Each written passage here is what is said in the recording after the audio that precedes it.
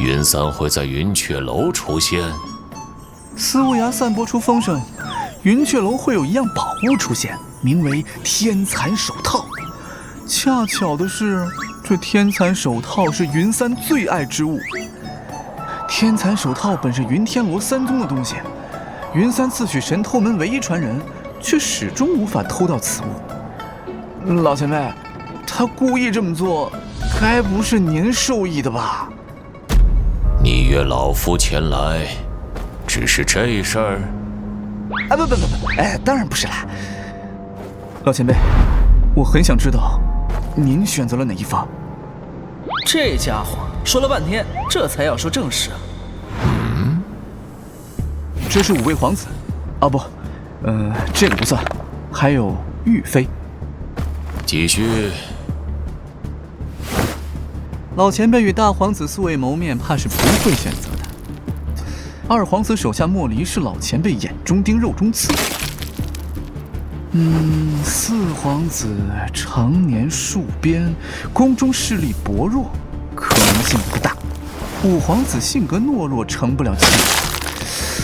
玉妃娘娘亦是痛恨摩天阁。老前辈没得选啊，也好。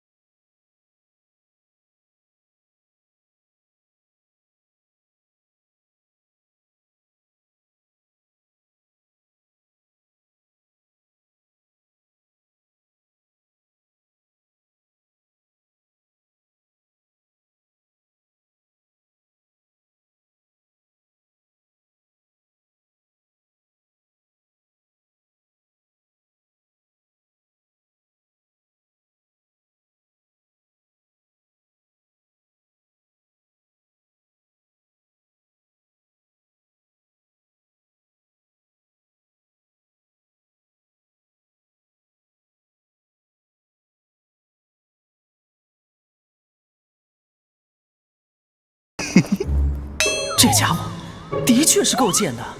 龙吟，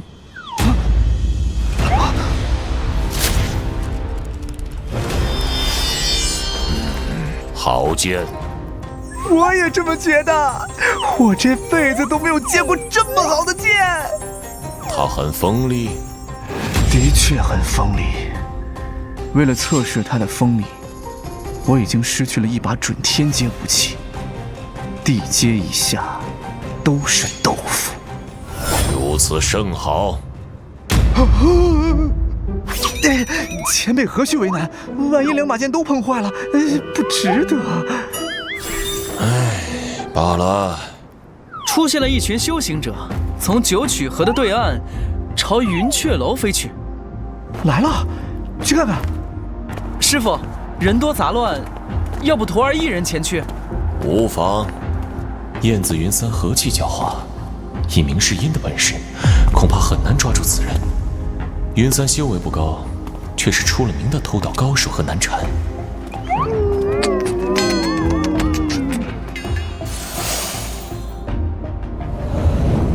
云雀楼的酒楼上，似乎放着一把短剑，不知道谁会拿到。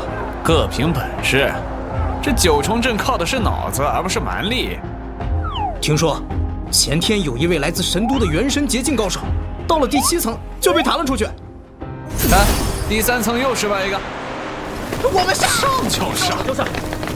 老前辈，偷偷告诉您一个秘密，这云雀楼上放着的不是什么短剑，而是碧落残片2片。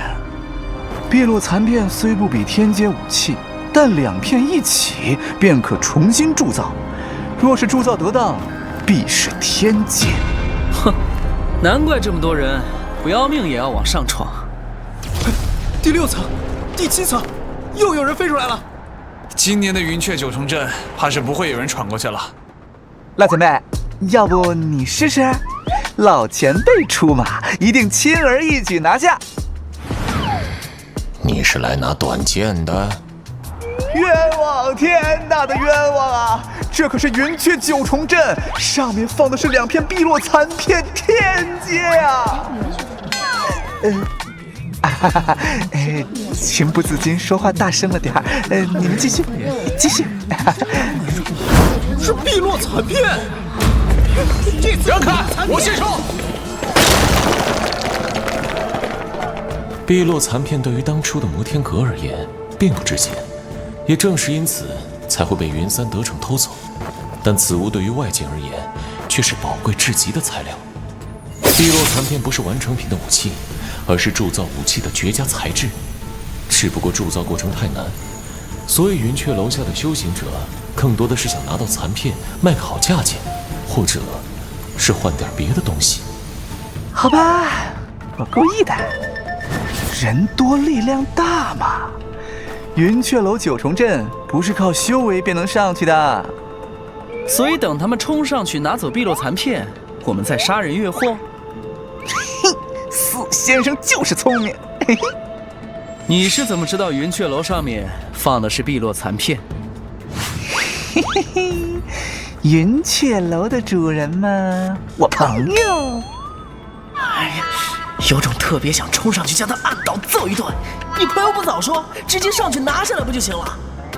云雀楼的9重阵一直都在，每隔段时间才会消失，只有那时候才能上去拿。看到九曲河了没有？朝掌之时，阵灭。看不出来你知道的挺多呀。嘿，多谢四先生夸奖。附近的修行者也赶来了。意外，我没想到会来这么多人。无法，现在只等一个人，神偷门燕子云三。如此盛况，他会来吗？有没有搞错？这9重阵怎么比去年还难？去年我还能上3层，今年只上了2层。废话，若是不改进，人家白送你宝贝啊！我与此物无缘，告辞。先别走，闯关失败的，要么付钱，要么留下一样东西。你这朋友可真会赚钱。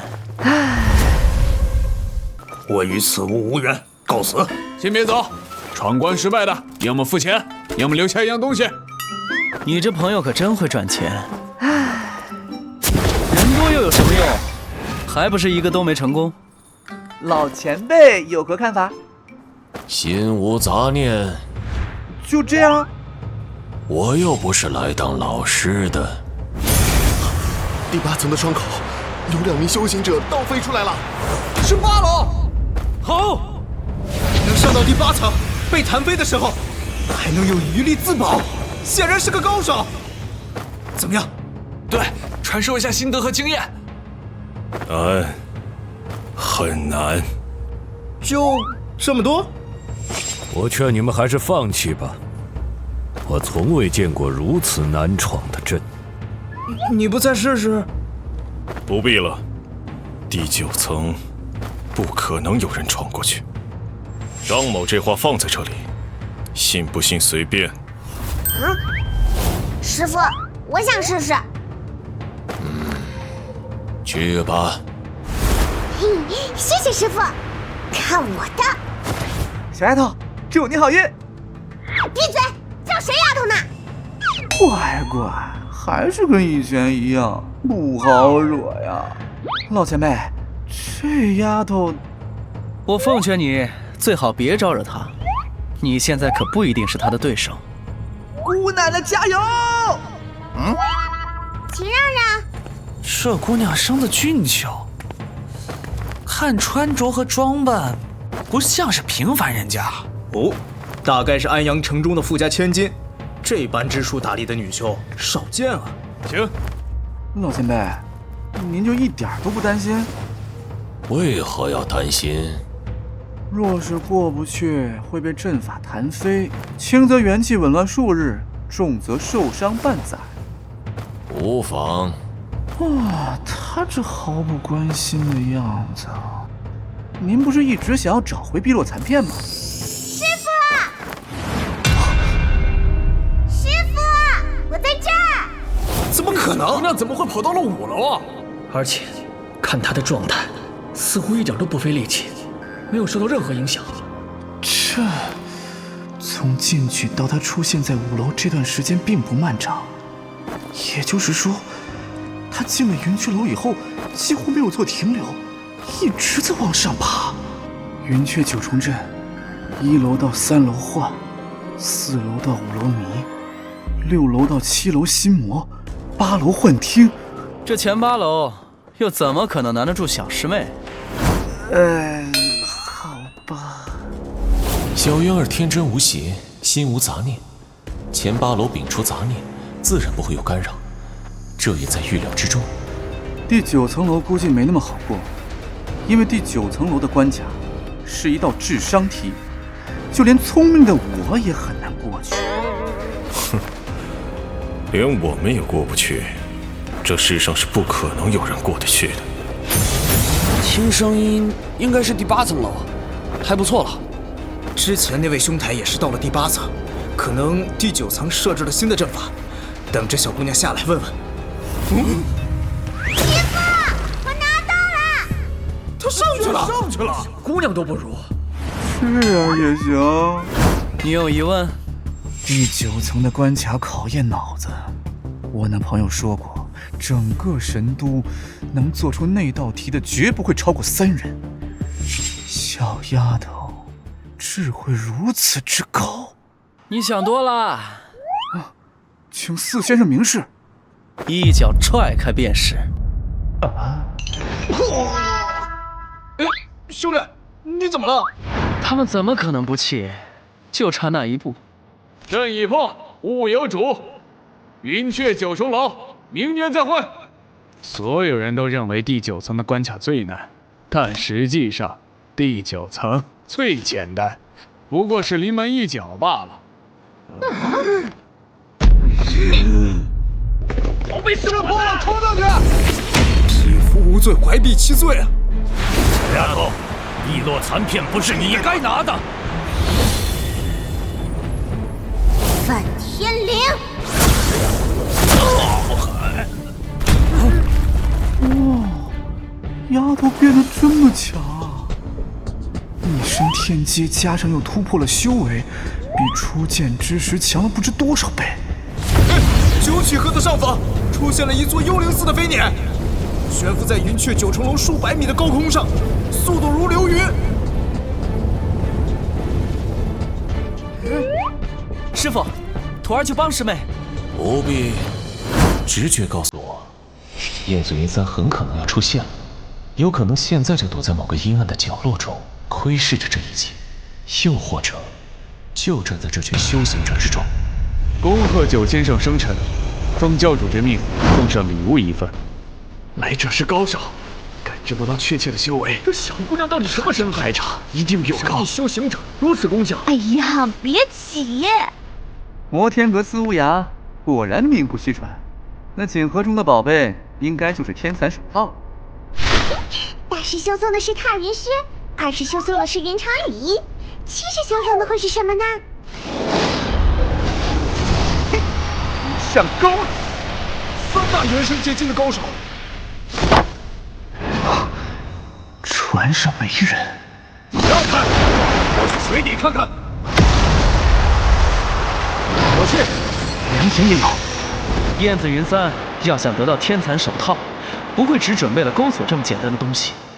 小师妹亦是有可能成为云三的目标。百节奏凝法阵，大神通术，楼里也有机关。我呢？大师兄，云三不在这儿。不在云雀楼，那会在哪儿？小师妹，小心！水里还有机关，带着罡气的弓弩。不必担心小燕儿会受伤，有梵天灵、云长羽衣，加上他元神结境的修为，可以瞬间做到6合道印的防御。擅长机关，不必担心小燕儿会受伤，有梵天灵、云长羽衣，加上他元神结境的修为，可以瞬间做到6合道印的防御。擅长机关，我挡得住，梵天灵。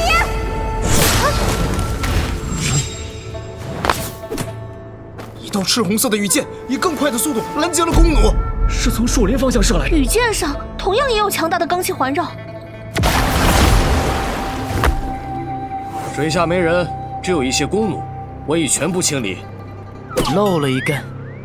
能够做到这份上，除了一个又一个机关，别无他法。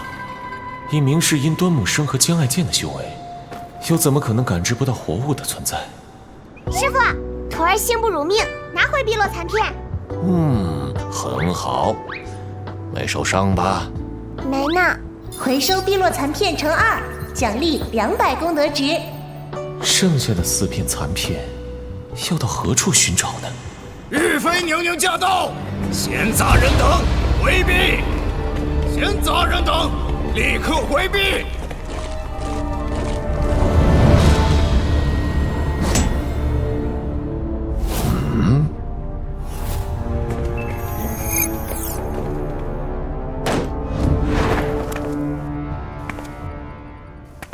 妾身有礼了。你认得本座？连玉妃都要以礼相待的老者，这是何人？何不上楼一叙？二位请。江爱剑这货早已不知踪影，罢了，他这是害怕暴露身份，随他去吧。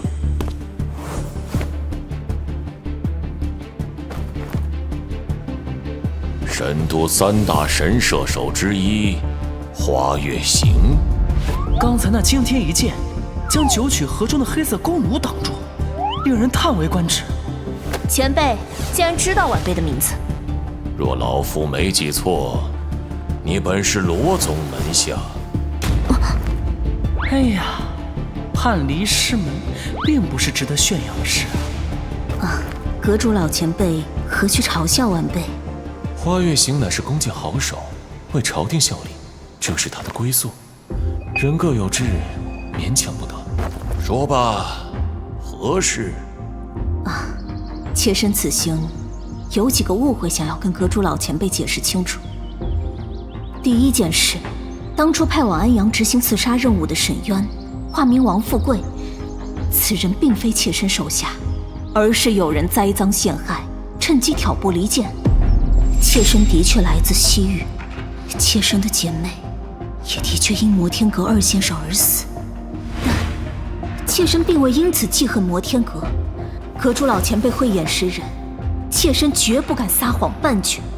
当初我击杀王富贵的时候，的确怀疑过是否有人从中挑拨。人死不能复生，单凭一面之词，不信他。第二件事，沈渊死后，摩天阁与宫中多次摩擦，皆与妾身毫无关系。此事，花月行可以作证。老夫为何要信花月行？这，妾身所言句句属实。阁主老前辈曾与宫中高人交过手，是真是假，很容易分辨。玉妃的身上毫无巫术的波动，若她真的敢与摩天阁作对，有机会孤身一人出现在云雀楼。只不过，你是如何得知老夫会在这里？安阳城乱，妾身多少有所耳闻。能让幽冥教4大护法臣服之人，除了摩天阁的主人，妾身实在想不出第2人。那你可知老夫为何来此处？妾身前来只为化解误会，其他一概不知。云三偷了老夫的东西。云三，就是那神偷明唯一传人，擅长探云手的燕子云三。不错。听闻此人身手敏捷，花月行所在的罗宗上下未能抓住此人。老前辈要想抓住他，恐非易事。阴暗中的鼠辈罢了，老夫出手，他便逃不了。师傅出手了。那是什么玩意儿？四四方方的牢笼从天而降，云气波动，出现了共振。不好，暴露了！对不住了，季老前辈，这一招奈何不了我。从今往后，燕子云三的大名将传遍整个大野。这家伙突然就弹射出去，好快！他从方头变成了圆头。等等，刚刚他好像提到了他。快跑！那是摩天阁的大魔头。摩天阁的魔头还愣着干嘛？废物，这就尿了！哼，偷老夫东西，老夫一定不记仇。这么远的距离，是什么进攻手段？巫术，或者某种法术，又或者是神射手才会的手段。我身为神都3大神射手之一，想破了脑袋，也没有想到神射手的何种手段是这样的。你们既然想和摩天阁解释清楚，那为何刚才你没出手？哦，晚辈一时出神，还望前辈见谅。罢了，就算花月星出手，也未必能命中云三。云三的狡猾已经远远超出预料之外，牢笼束缚已经锁定目标，至于能不能命中，只有看脸了。你逃得掉吗？传说中的坐骑，让徒儿敬候师傅加衣。再甩出3张牢笼束缚，不确定能否一定命中云三。毕竟再完美的概率学，也无法解释飞球的命运和遭遇。原本打算，若是没有触发概率，那先行放过他。云三逃跑的那句话，让我改主意了。堂堂摩天阁阁主，当今世间第1大魔头，又怎么可能让你轻易逃掉？云三的确狡猾，但是他跑得过彼岸吗？最前方的一道牢笼束缚变得有10米宽，还在持续不断的变大。云天罗3宗合力都没抓住我，这么远的距离就想抓我，云天罗3宗合力都没抓住我，这么远的距离就想抓我，我的修为仅仅只是刚跨入神庭，但在纯速度上，堪比元神结境。这一路马不停蹄，想要追上，必须得打神通术。什么摩天阁，什么魔道祖师，这是什么？哎，什么事儿都没发生，啥玩意儿？3，妈呀！我跳！遁地之术，触发。遁地以后，移动速度大减，元气的消耗也会增加。有避案在，云三插翅难飞。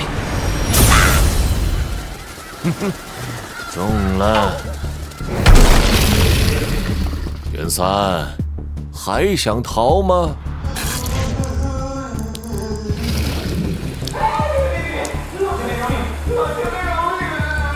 被牢笼束缚命中之后的修行者，会被束缚修为，这一点在范修文的身上已经得到验证。带走。老前辈年事已高，孤身一人去抓卖龙三，是不是？无需你操心，师傅他老人家神威盖世，云三若是能逃掉，那才是邪门。妾身并无恶意，还望各位见谅。云三被抓住了，神偷门唯一传人被抓了。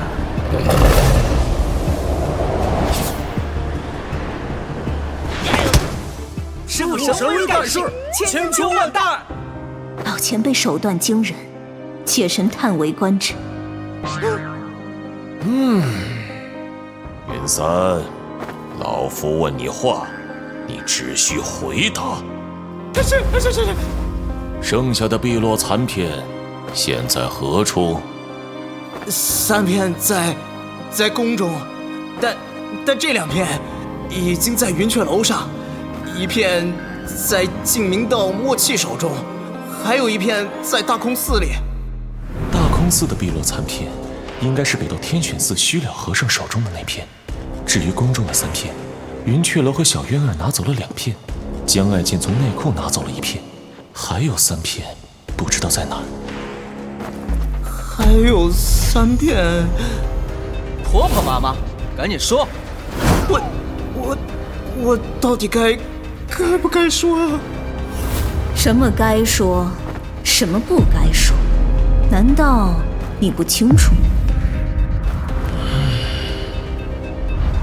你可知老夫为何知道他便是云三？妾身一介女流之辈，不懂修行，妾身哪里知道？徒儿也明白了。正好也懒得多费口舌，说说看。云雀楼周围的钩索、风筝以及水下的机关术需要提前布置。既然云雀楼的主人来自神都，便和宫中最容易扯上关系。云三一个人做不到这一点，这说明云三的背后另有其人。有道理。如果是这样的话，会是谁呢？对摩天阁有仇之人，对云雀楼熟悉之人。想逃？这次我不会给你机会。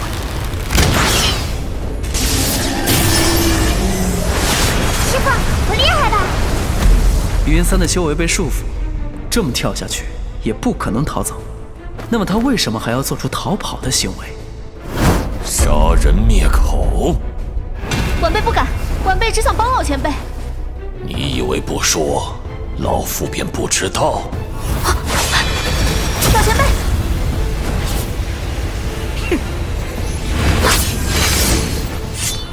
还敢玩花花肠子？我要了你的命！老前辈，且慢。让他上来。上来吧。妾身这么做，实属无奈。你肯承认了？云三的确是妾身的人。云三是玉妃的人，所以云三才不敢多说什么。花月行更是想要趁机灭口。师傅，要不徒儿打断他的腿，让他动不了。你说，剩下3片碧落残片，都在玉妃娘娘手中。玉妃娘娘恕罪，娘娘恕罪啊！这么一算的话，宫中的碧落残片实际有4片。将爱剑从内库中拿到的那片已经得手，可以不再考虑。老前辈，花月行手中的这把弓弩，便是碧落残片铸造而成。云三利用妾身的关系，在云雀楼设下多道机关，想要获取天残手套，妾身并不知情。难怪师傅他老人家会示意我对花月行出手，原来是从一开始就看出了些端倪。妾身真要与摩天阁为敌，又怎么敢亲自来云雀楼送死？若是这样，晚辈更不会出手阻止云三。的确是花月行出手，阻止了那道弓弩。晚辈愿将弓箭还给摩天阁。这还差不多。碧落残片铸造得当，2片便可以铸造一把天阶武器。没想到这3份碧落残片，竟只铸造出了地阶弓箭，实属有些浪费。回收碧落弓需重新炼化，可获得碧落残片乘3。任务进度：回收碧落残片7/8。比想象中的要顺利得多。原本以为碧落残片散落天涯海角，寻找起来要费尽周折，还差最后1片。云三，老夫给你一个活命的机会。老前辈请吩咐，只要能活命，让我做什么都行。老夫最欣赏识趣之人，既然是你将碧落残片给了景明道，那便由你带回。不去的话很简单，正好我很久没有闻到鲜血的味道啦。不去的话很简单，正好我很久没有闻到鲜血的味道啦。我去！老前辈，我可以去金明道。那啥，能不能把修为解开？师傅，徒儿有话要说。哼，此时不表现，更待何时？说，若是给他解开修为的话，下次要抓住他，恐怕不太容易。他都敢在您面前嚣张，这种鼠辈，什么事都干得出来。但若是封住他的修为，他的本事又无法发挥出来。徒儿可以使用元气印记，今后不管他跑到哪儿都没用。你干嘛？别动！师傅，徒儿已经完成，不过这印记只能持续3个月。老夫便给你7天时间。不是3个月吗？7天，是不是太短了点儿？你没有讨价还价的资格。7天后，你要是没有带回碧落残片，我便下山追踪你。不管你逃到哪儿，我都会找到你，掘地3尺，抽筋扒皮，大卸8块。哎，几天就几天。老前辈手段通天，难怪摩天阁至今屹立修行界不倒。我辈这就去金明道。时间紧迫，他只不过神庭境的修为，要在净明道的手中拿回东西，不用点心思，几乎不太可能。滚吧！我马上滚！老前辈，妾身还有事在身，先行告退。等等，老前辈有何指教？你似乎并不够诚意呀。诚意？你可曾见过莫离？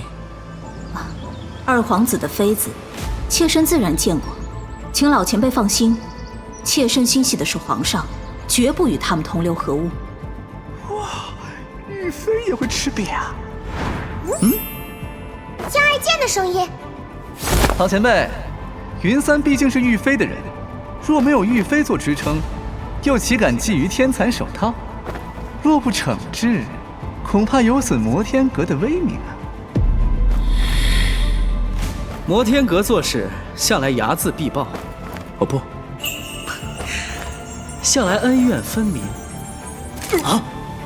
老前辈早已勘破一切，你还要继续？玉妃娘娘，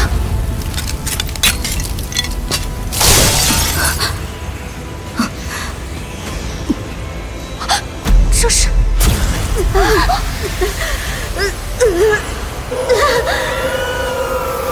小心有毒！没想到玉妃额头上的红莲消退，整个人萎靡了下去，昏迷不醒啊！蒋爱剑，你早就知道他被人控制啊？是啊，我得低调行事，他能通过玉妃的眼睛看到这里的一切。毕竟我这么出众，万一被认出来……他没有直接说出自己三皇子的身份。咦，老前辈您好啊！你是说玉妃娘娘是被人控制的？废话，玉妃并非修行者，能在宫里来去自如，服侍的又是当今天下最有权势的男人，那莫离又岂会放过这么好的机会呢？帮我看看头上有没有花，我可不想被控制了。既然他被控制，那为何不通过玉妃袭击我等？其一，莫离应该是受了重伤；其二，巫术通过傀儡释放，威力最多只有6成。面对老前辈这样的强者，他只能选择退避，所以他才借助玉妃来求和，也算是给自己争取疗伤的时间。莫离如此心思，如此歹毒之人，没入摩天阁真是亏了。好重的杀气啊！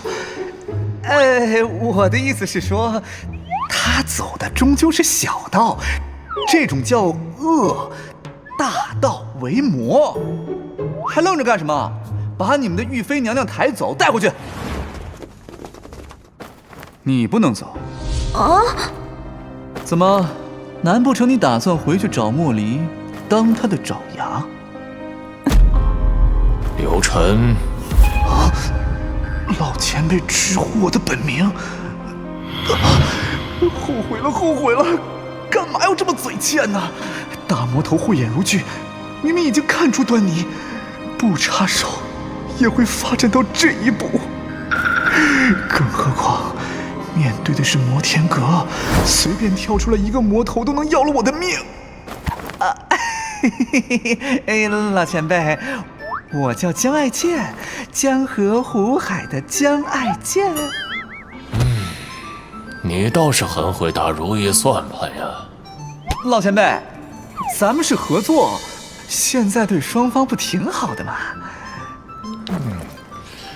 恐怕还不够。萧蛇盘算了一下，为了抓云三，消耗了3张牢笼束缚，现在道具卡已经全面涨价。云三只有神庭境的修为，单纯擒获并不讲功德，功德积累的难度越来越高的情况下，等于是血亏。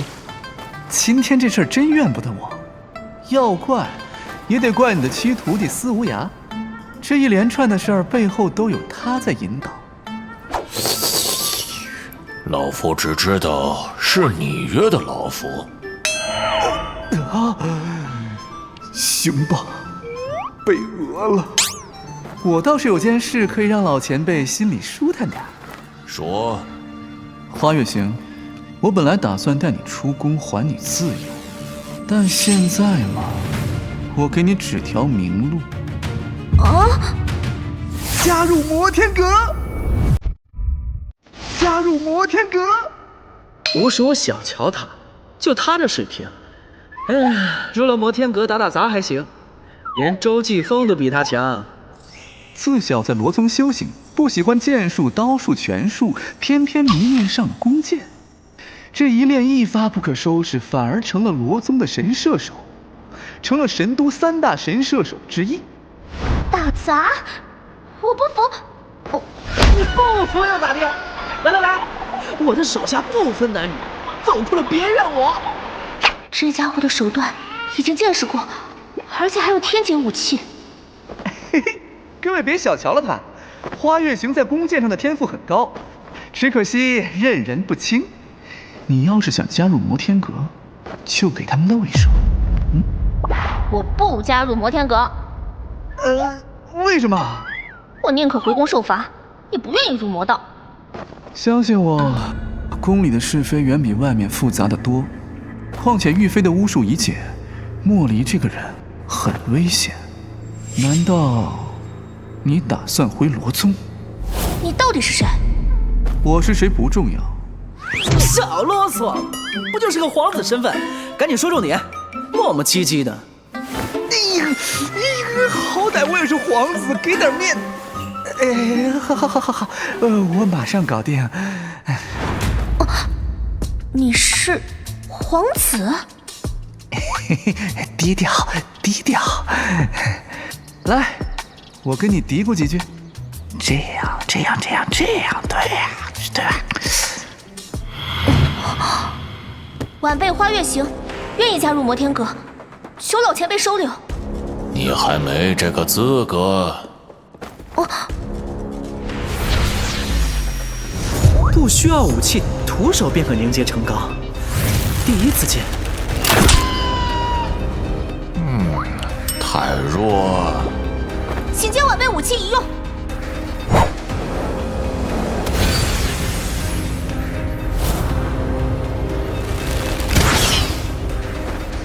这次他改成了右手搭弦，凝气成钢，更尖、更细、更清晰的钢气搭在了碧落弓上。物之所及，皆为靶心。十几箭齐发，全中。讲道理，这手是射得好吗？真正的剑术，无不经历沙场。你天赋不错，但锐气不够，想入摩天阁还差得远。有道理。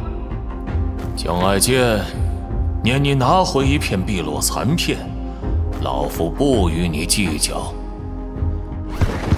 别忘了你我的约定。恭送老前辈。又得自己飞了，心好累。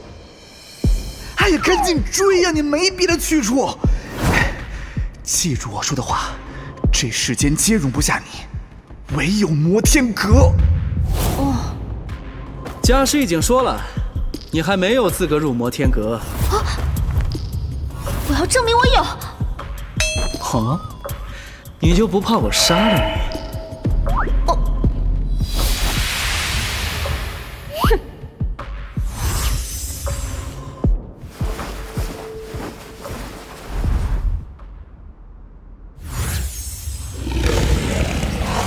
师傅，那是什么？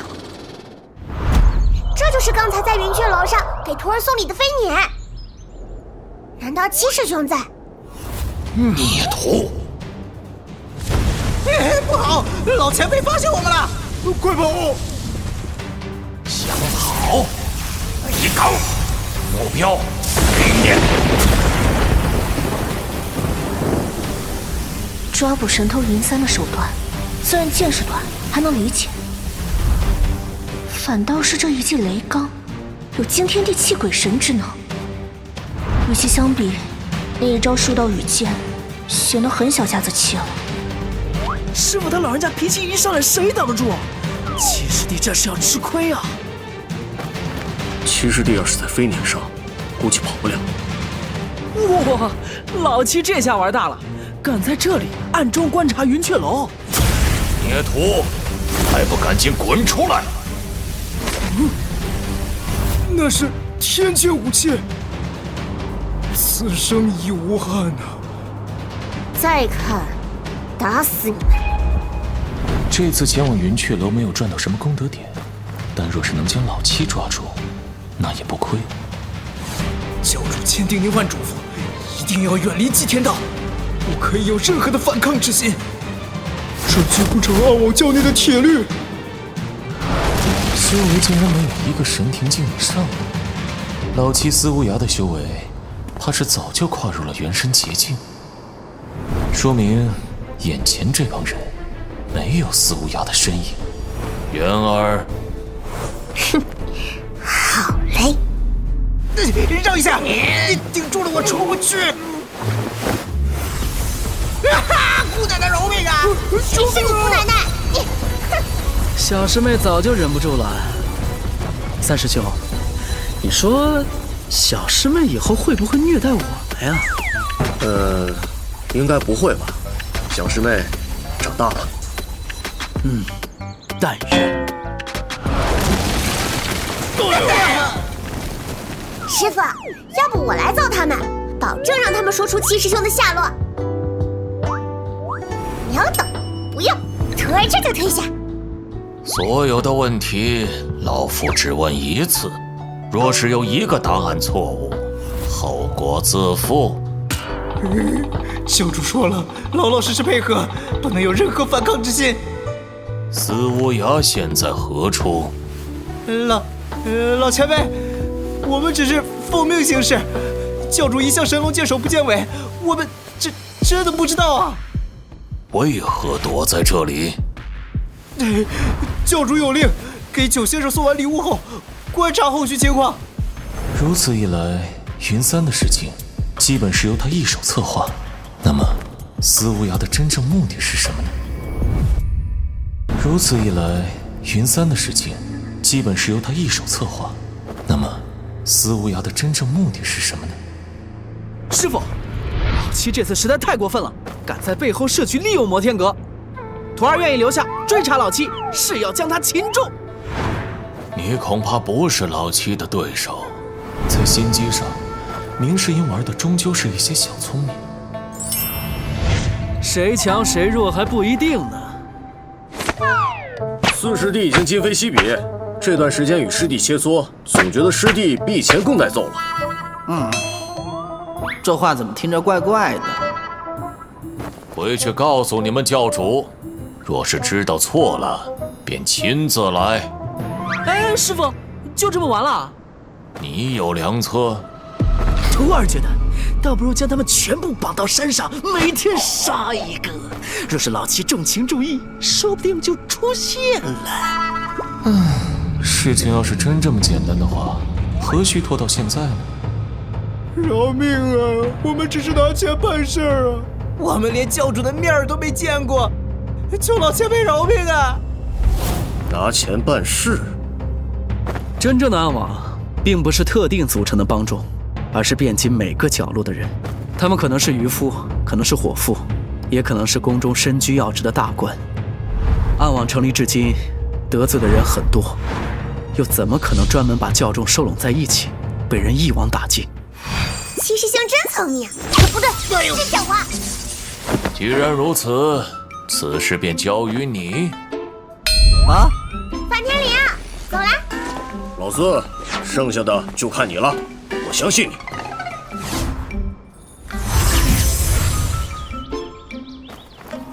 没有我们什么事儿了吧？让你嘴欠！他抽自己耳光，这么狠？毕竟是个魔头，有点不良嗜好可以理解。老子心情不好，只能拿你们出气了。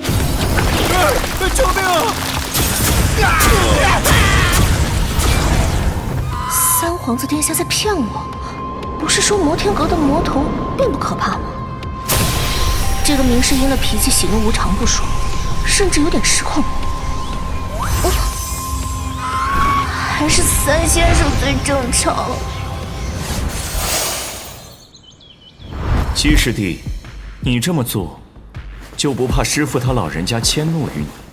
大师兄，安阳城乱跟我没有半点关系，我只不过顺手传递一下消息。师父若是生气，那便生气好了。我一直很好奇，是什么样的阴功，可以在瞬间逼退四大护法？若是连大师兄都不知道，那我就更不知道了。不过，师父他老人家毕竟活了1000年，有点保命手段也属正常。言之有理。听闻穿云飞辇重现，于汤子镇大败石屋先贤大阵，依你之见，师父此举何意？按照我的想法，年纪大了，应该好好待在摩天阁，把晚年过得舒服点儿。这般高调，不太合理。暗网的确遍及天下，但唯独摩天阁中没有我的人。老八。不过，大师兄无需担心，师父这次插手安阳城乱，应该是无心之举。真正的目的依旧是云三。无涯师弟，连你也觉得我会对魏卓言下手？师兄此言差矣。大师兄的确最有动机对魏卓言下手。魏卓言一死，就算大言不乱，短期内皇室必定掀起争权夺利的浪潮。皇帝还在，这5位皇子便翻不出什么花来。大师兄向来做事稳重，绝不可能犯这种低级错误。这番话甚合我意。大师兄过奖。师弟，师父为了所谓的碧落残片，不惜离开摩天阁，你可知此物有何特殊之处？碧落残片能够轻易划开罡气护盾，也可以成为铸造天阶武器的最佳材料。除此之外，并无特别之处。这不合理。若是没有特别之处，那摩天阁为何要费这么大的劲寻找碧落残片呢？我们也是为你好啊。来人，属下在。传我命令，安阳一乱之中，凡是骚扰此家的，一律按照幽冥教的规矩处置。谨遵教主谕令。小师妹能有大师兄这般照顾，真是三生有幸。小师妹修为不高，却敢与二师弟动手，单论这份勇气，值得嘉奖。大师兄言之有理。师弟明事理。2位上月湖锤子实力，值得教主学习。青龙殿大首座求见。让他进来。教主，安阳之事已经查明。说。冒充幽冥教的，乃是净明道门主莫契。他们似乎对这个消息一点都不感到意外，反而露出了一抹笑意。恭喜大师兄，这可是天赐良机。传令下去，1个月内拿下净明道。遵命。净明道门主莫契已受了重伤，净明道高手潘离天不知所踪，仅剩下1名7叶高手游红衣。以4大护法的本事，拿下净明道指日可待。不过，大师兄并非是鲁莽之人。潘离天，我倒是希望他能出现。没人知道潘离天在哪。传闻潘离天是和黑旗范修文属于同一时代的人，后来不知为何离开了净明道，四处云游。毫无疑问，潘离天是净明道最为年长的高手。大师兄纵横天下以来，很想有1名旗鼓相当的对手。二师兄亦是如此，也希望潘离天是1名合格的对手。当然，师父除外。在安阳将所有的天书非凡之力耗尽，体质也差了，得闭关，好好参悟天书了。在安阳将所有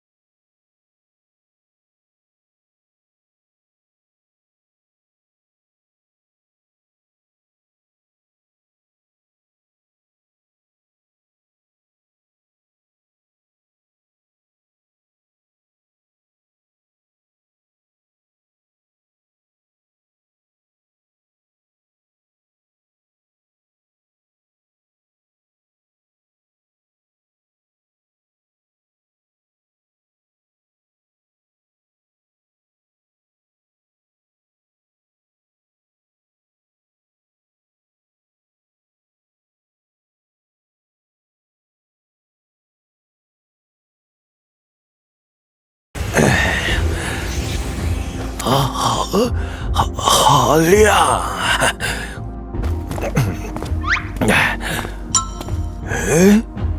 姑娘，你为什么跪在这里？老头，这里是摩天阁，想活命的话，早点离开。这摩天阁，你怎么不害怕呀？我为什么要怕？反正早晚我都会加入摩天阁。嘿嘿，这天底下，人人都对摩天阁畏惧三分，巴不得远离摩天阁。嘿，你倒好啊，还要往里贴。大言天下，没有我容身之所。你还是赶紧走吧，一会儿山上的人下来把你杀了，可别怨我。姑娘，老朽看你面相偏善，听老朽一句劝，你不适合摩天阁。一股酒气，我加入摩天阁跟你有什么关系？多管闲事。嘿嘿，姑娘，跟老朽说说，为什么要入摩天阁呀？我没地方去。这句话让我想到了自己。我有地方去吗？没有。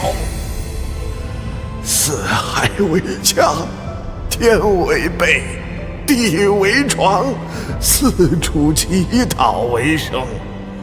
但是人家是年轻小姑娘，又怎么能像老头这般拉下脸，四海为家，像无根浮萍一样？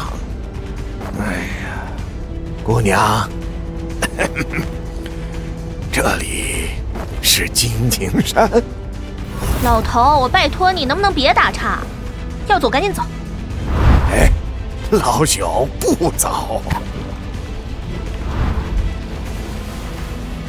哎呀，没有酒，这人生就失去了色彩，无聊。这不仅是个乞丐，还是个嗜酒如命的酒鬼。金庭山上也不知道有没有好酒啊。老朽去看看，兴许他们大发善心，赏一口酒。难道他能越过金庭山屏障？哎呀！哎呀！疼死我了！自讨苦吃，何必呢？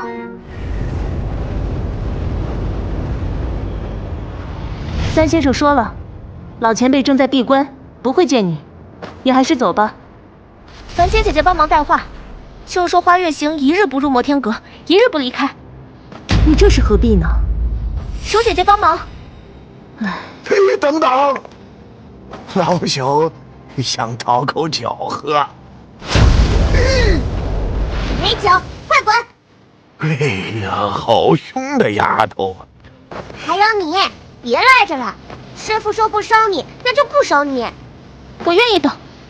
那你等着好了，我们走。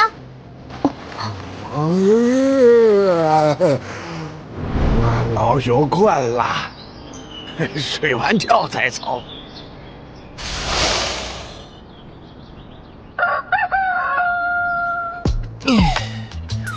天书的非凡之力回来了。经过这么久的参悟，总算了解了修炼方法。参悟相当于感知元气，获得的非凡之力相当于纳入元气，凝结成钢。唯一不足的是，参悟这么久，只够释放一次，实在是有些可惜了。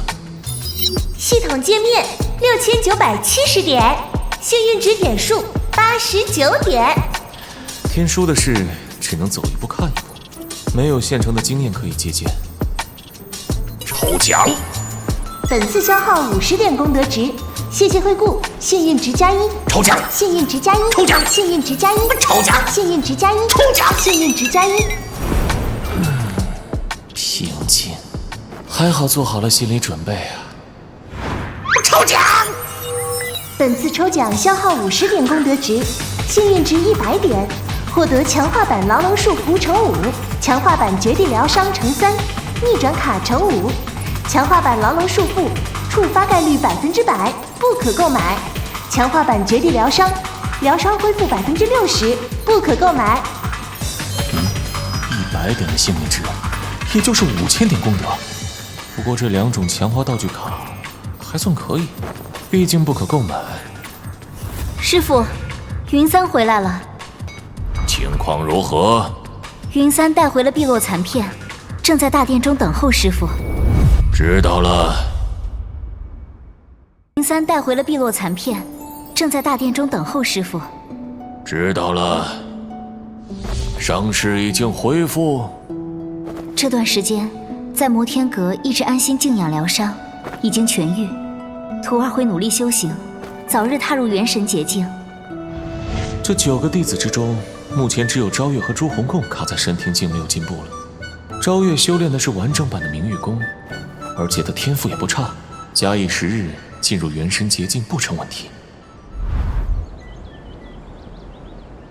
参见师傅，参见阁主。拜见阁主。右手已经没了。于三幸不辱命，侥幸拿回碧落残片。回收碧落残片×1，获得100功德值。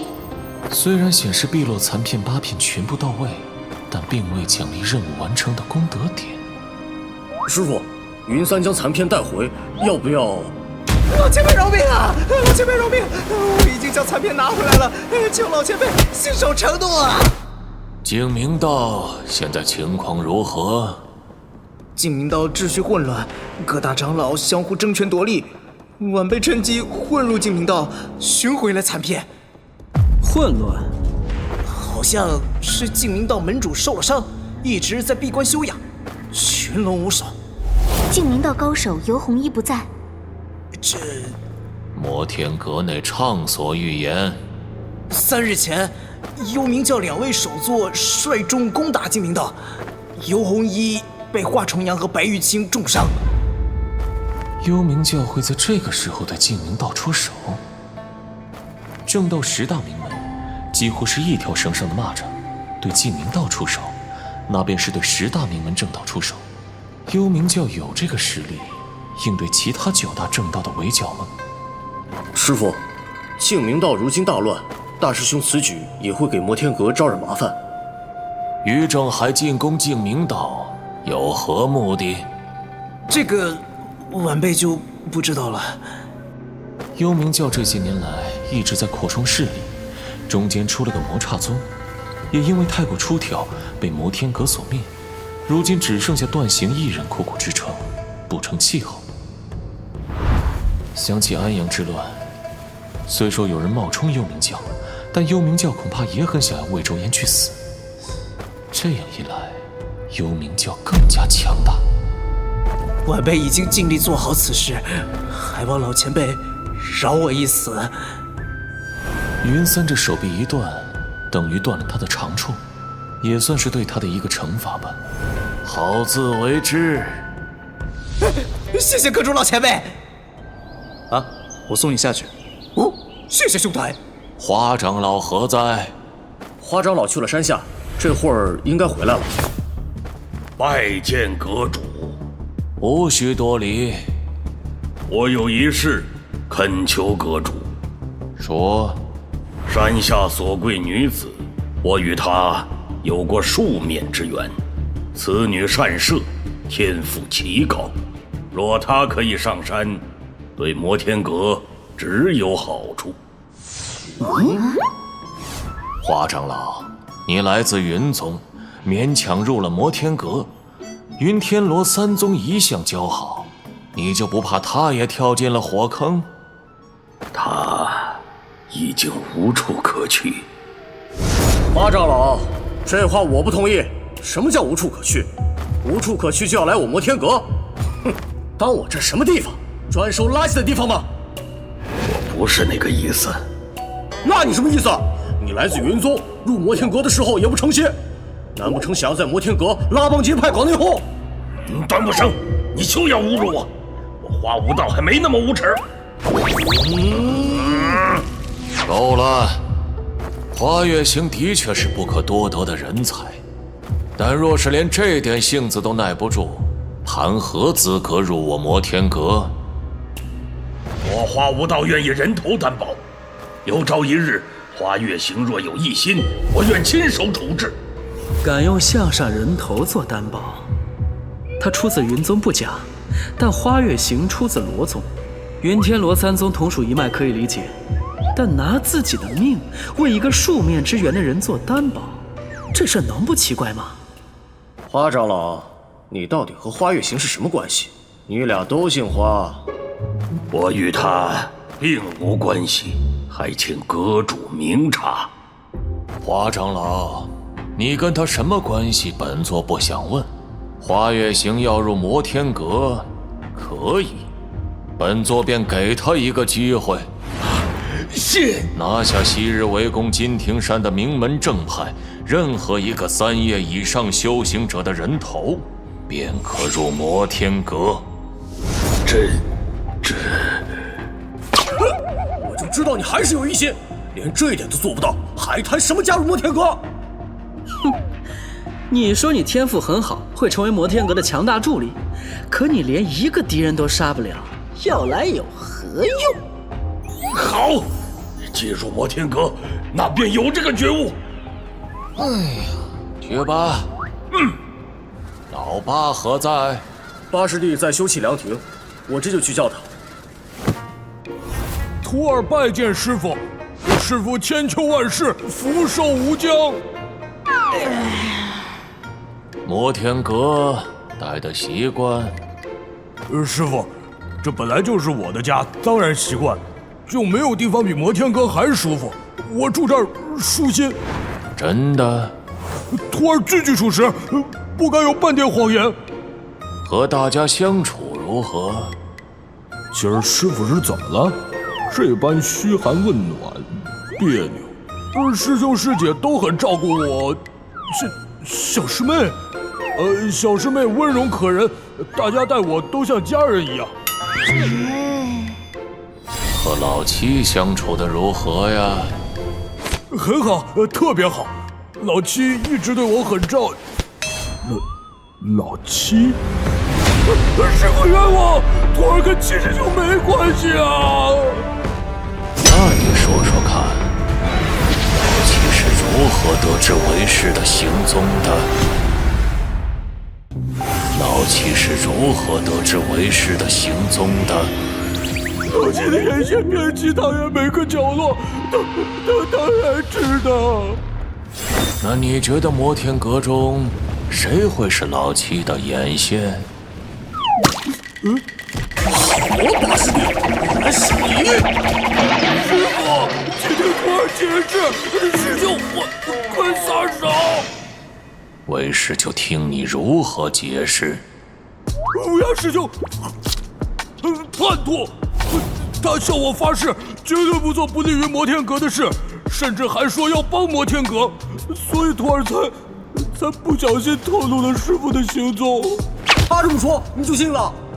师傅，说老实话，徒儿在猛虎岗的时候，一直都是七师兄在照顾徒儿。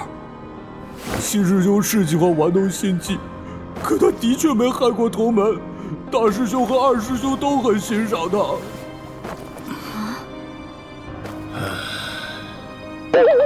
我在说啥呀？这下完了，轻则逐出师门，重则半身不遂啊！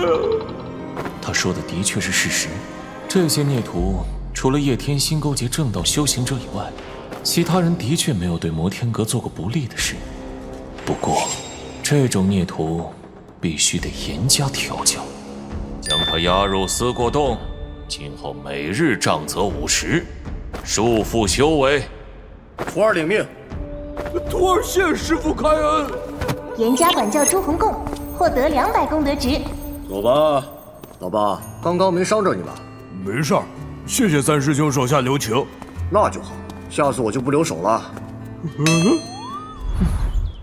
瓜都吃完了，是时候研究一下碧落残片了。师傅，何事？这老乞丐宁死不走，花月行都走了，他非要讨口酒喝。小师妹，金庭山可不是阿猫阿狗随便进的，快把他丢出去。我丢了，可他自己走进来了。自己走进来？我觉得奇怪，就带他上来面见师傅。金庭山的屏障是由特殊的阵法组成，岂会被一名老乞丐走进来？这种事马虎不得。就是他。酒，老朽要喝酒。姓名潘离天，种族人族，修为废除。净明道门主莫契和高手游弘一被幽冥教重创，要不了多久，净明道就会从这个世界上消失。一直在好奇，潘离天在哪？净明道最神秘的高手和范修文同一时代的强者，却在一夜之间消失，不知所踪。没想到会出现在摩天阁。快，老朽等了好久的酒。老东西，信不信我现在就把你丢出去？哎呀，小丫头，这么凶，不好，不好。拿酒来。徒儿这就去。师傅对一个陌生老乞丐态度竟这么好。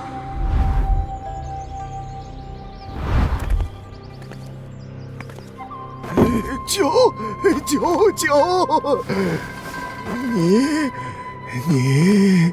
你就是摩天阁的主人？摩天阁的酒，100年陈酿。好酒啊！真是好酒啊！想喝吗？想，老朽太想了。如此甚好，你既然知道这里是摩天阁，还敢闯进来？哎呀，知道，老朽烂命一条，不在乎。烂命？你没有修为，如何避开的屏障？老朽也糊涂，老朽就是一普通乞丐，哪里懂什么屏障？堂堂净明道第一高手，竟落到这般田地，本座不知该不该高兴。哼，蓬头垢面，浑身气息全无，潦倒衰老的老乞丐，会是净明道第一高手？老朽听不懂你在说什么，老朽只想喝好酒，睡个好觉。真不打算承认？老朽就是一乞丐，哎呀，真不懂你在说什么。师傅，他不肯承认，徒儿可以揍他。并不指望他第一时间承认自己的身份，毕竟谁也不知道这些年来潘离天经历了什么。若他是伪装潜入摩天阁，那他这一身修为又如何解释？没了修为却敢来摩天阁，那和送死有什么区别？你承不承认不重要，本座能告诉你的是，景明道如今危机四伏，要不了多久便会从这个世界中永远消失。阁主的语气不咸不淡，甚至有些冷漠平静。就算整个天下亡了，与摩天阁又有什么关系呢？好酒，老朽只想喝酒。景明道消不消失，与老朽无关。默契重伤，游红衣重伤，景明道如今混乱不堪，你就真的一点儿都不在乎？不在乎。连同门都可以舍弃不在乎，这一点都不像是曾经的潘离天。他明知道可能会被识破身份，却还愿意来摩天阁，到底是有什么目的？显然，潘离天不怕死，正如他自己所说的那样，现在的潘离天就是烂命一条。现在的潘离天就是烂命一条。拦着他！谢了，好酒。师傅，这老乞丐真的是那个什么潘离天？他说不是，那便当他不是吧。到底是还是不是？我真有师兄说的那么笨吗？只有5份碧落残片，还有1把碧落弓。要触发系统的任务，就需要把碧落弓炼化，重新拆分。还有2张炼化符，炼化符可以让武器重置，回归到未认主的状态。就算炼化符能够提供特殊的能量，将武器熔炼，但并不能拆分出碎片呢。这意味着需要主动提取碎片。哎呀，试试看吧。阁主的房间烧起来了，要不要去救火？司先生说过，阁主的密室里发生任何事都不要去管。可万一阁主火越烧越大了？烧了1个小时，骨灰渣子都烧没了吧？烧了这么久，建筑也没受到伤害，可见阁主的强大。这样的锻造手段和低劣的辅助材料，又怎么可能锻造出好武器？难怪3份碧落残片没有锻造出天际武器。回收碧落残片乘3，获得功德300点。收集碧落残片任务完成，奖励1000点功德。是否合成碧落残片？这8份碧落残片原来是一样东西。合成？这到底会是什么东西呢？获得武器碧落刃，获得天书开卷。这匕首比之前的碧落残片要大一些，整体看来依旧偏小巧玲珑。可惜的是，系统并未提示这把匕首的认主目标会是谁。现有的武器有魏明、斩命刀、泪痕香，除了魏明，剩下的武器都可以给徒弟们。毕竟徒弟们强大，等同于我这个师傅强大。现在就只有5徒弟昭月和8徒弟朱红贡没有武器，要怎么分配呢？昭月是女孩子，斩命刀比较大，不太雅观。泪痕香化成拳头以后，似乎更不雅观。这2样武器乍一看更适合老八朱红贡使用，但是朱红贡刚会摩天阁，性子还需磨练，在他没有异心之前，不打算给他武器用。这么一盘算，也就只有昭月最适合碧落刃。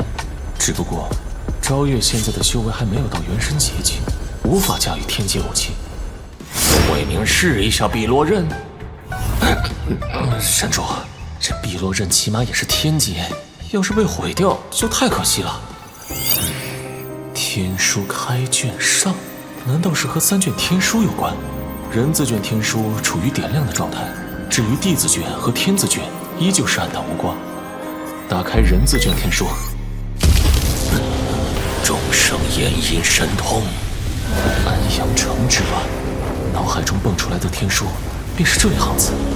那么，天书开卷的目的是什么呢？继续参悟天书试试。若一切法灭禁止神通，亦得灭禁止通故。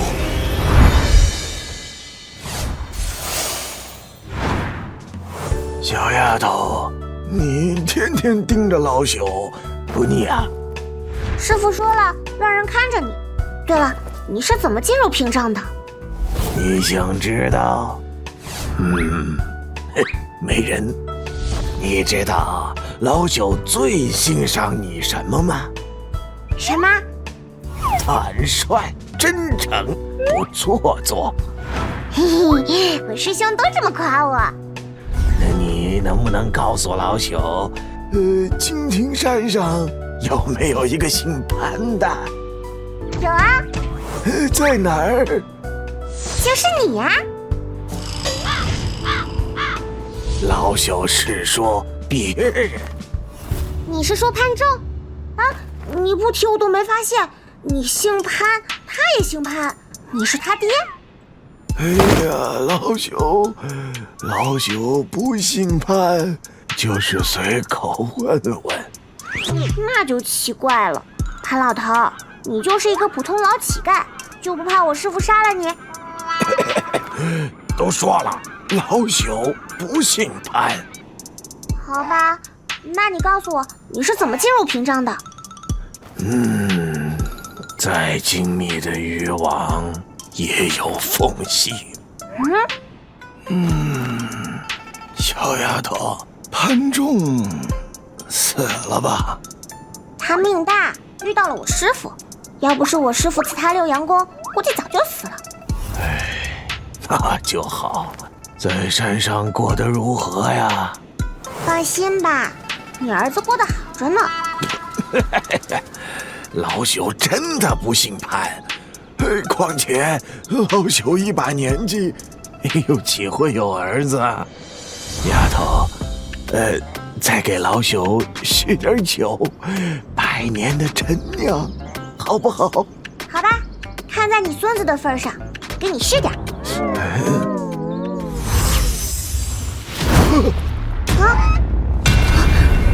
金庭山四周的屏障能量都被那道漩涡慢慢吸收了，快通知花长老、3先生、5先生还有9先生。是，摩天阁可是我们的家，不能出事。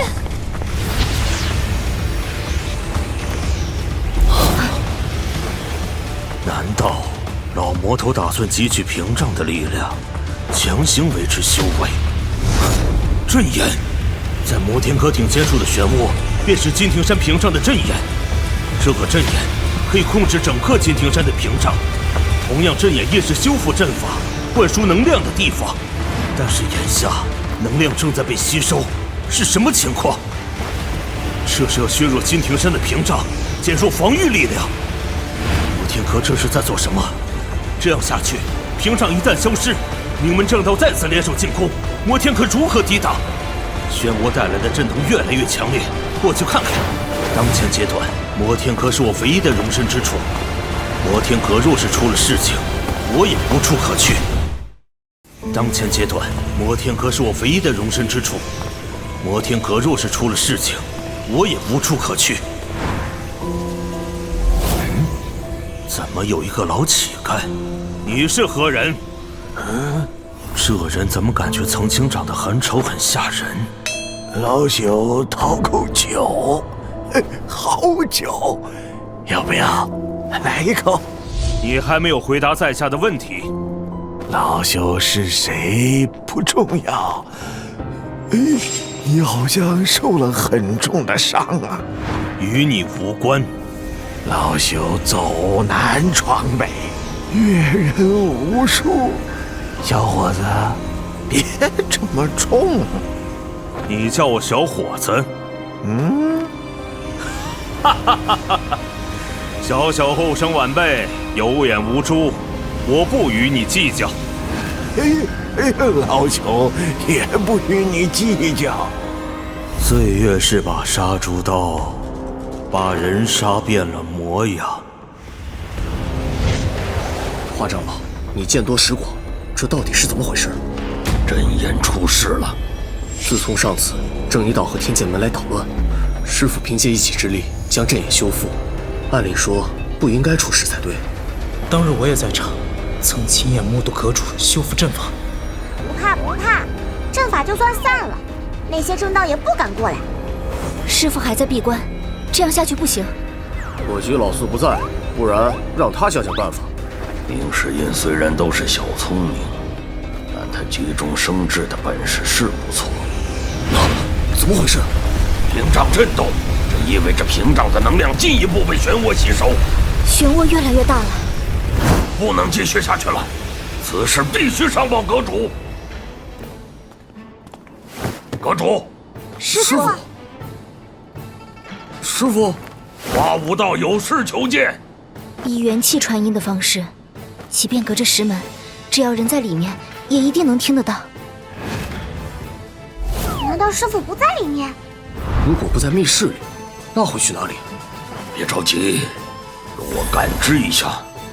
修行者达到一定境界，只要周围有生命物体存在，全力感知之下，也能察觉目标的存在。除非对方的修为远远大于感知者，可以隐藏全身的气息。不过华长老是七叶强者，由他感知最合适不过。况且师傅他老人家没必要隐藏气息。如此近的感知方式，基本可以确定里面有没有人。里面很安静，就像是没有人似的。继续感知。华长老，华长老，情况如何？我感知到一股强烈的能量正在急剧收缩，从密室的上方形成了漏斗形式，不断往下汇聚。阁主可能走火入魔了。走火入魔？修行者界中，走火入魔者不胜枚举，修为出了差错，修炼功法出了偏差，经脉、丹田、气海皆会受损。轻则半身不遂，重则修为尽失而亡。这怎么可能？华长老，你别瞎说。里面的气息和元气波动极其紊乱，我能感觉到屏障上的能量正通过阵眼往密室中汇聚。你们若是不相信，自己一探便知。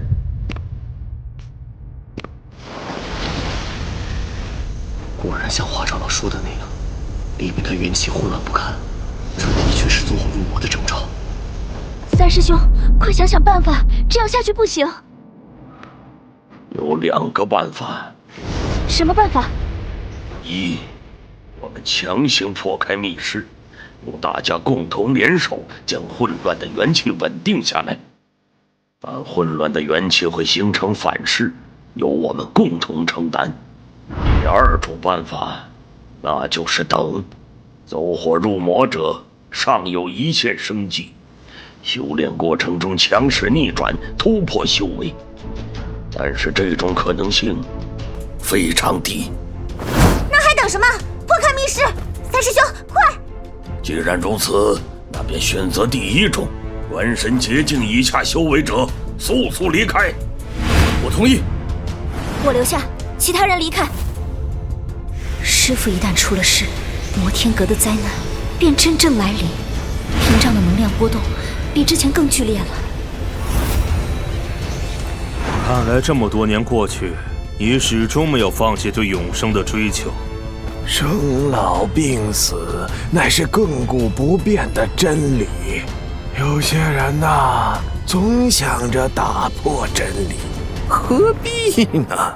老东西，你如此看得开，为何不从这里跳下去，一死了之？小伙子，老朽也没几年可活了，倒是你年纪还小啊，等你到了老朽这般年纪，该懂的自然都懂。本座纵横天下之时，只怕你这老东西还在娘胎里。娘胎？敢这么说老朽的？小伙子，你是第1个。敢这么说本座的，你也是第1个。小伙子，别这么大火气，喝口酒，百年陈酿。屏障的力量正在削弱。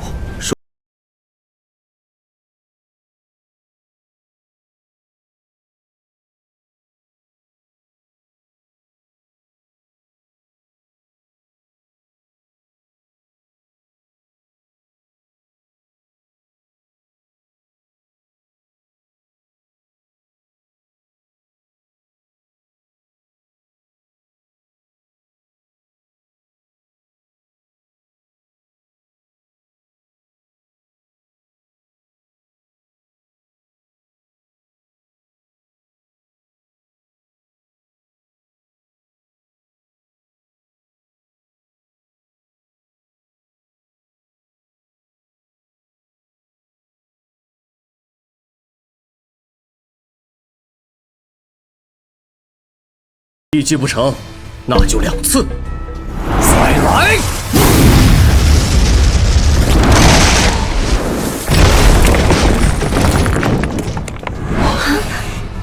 别急着靠近。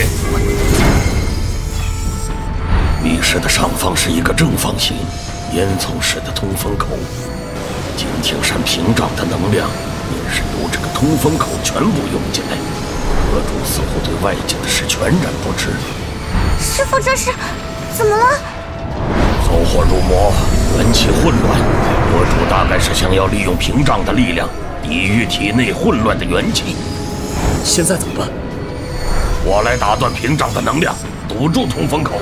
你们接阁主出去，记住，刚不离体。好。六合道印。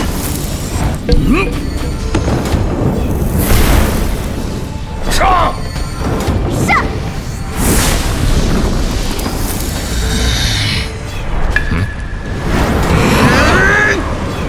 放肆！那蓝色海水一样的能量瞬间成钢，宛若蓝莲盛开，向四周倒逼。好可怕的能量！外劫洞明法身2爷。这一声放肆并非是因功。虽然和安阳城慈府那一声滚字大神通不可同日而语，但也蕴含着元气的能量。那是什么？从身边瞬间凝结绽放的蓝莲。不好！蓝莲一开，四周刚起倒逼的力量顷刻间增加了数倍，他们扛不住。六合道印，七叶法身。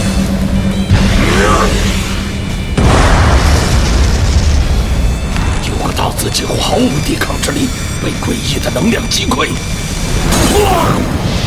花长老，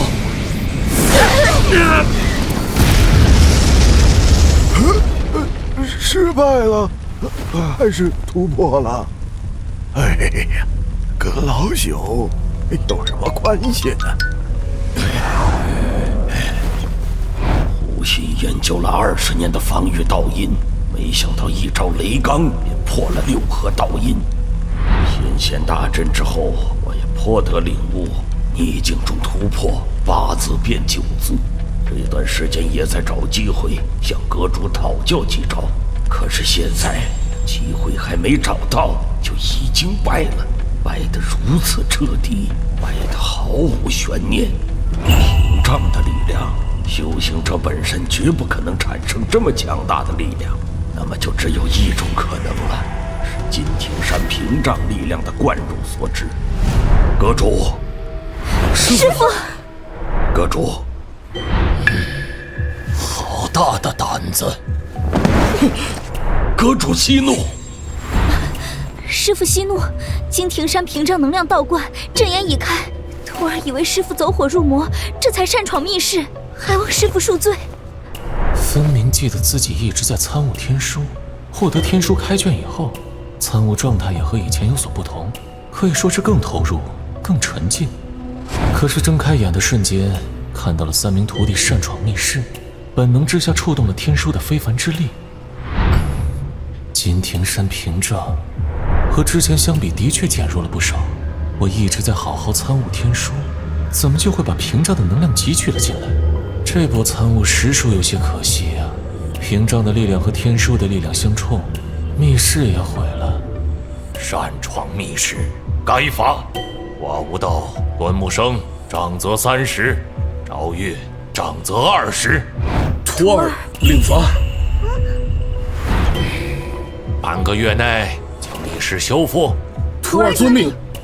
阁主在修行上可有不舒服之处？你在质疑本座？花无道不敢。刚才情形的确危急，想必是阁主神威盖世，造成走火入魔的假象。没必要在这方面上做过多的解释，毕竟天书的事我自己也搞不清楚。只不过，天书的非凡之力，除了阴功以外，居然还有如此强大的力量。一招击退4人，6合倒印如同脆豆腐一样被碾压粉碎。走火入魔？老夫在这里参悟的好好的，怎么就走火入魔了？是我等判断失误。屏障情况如何？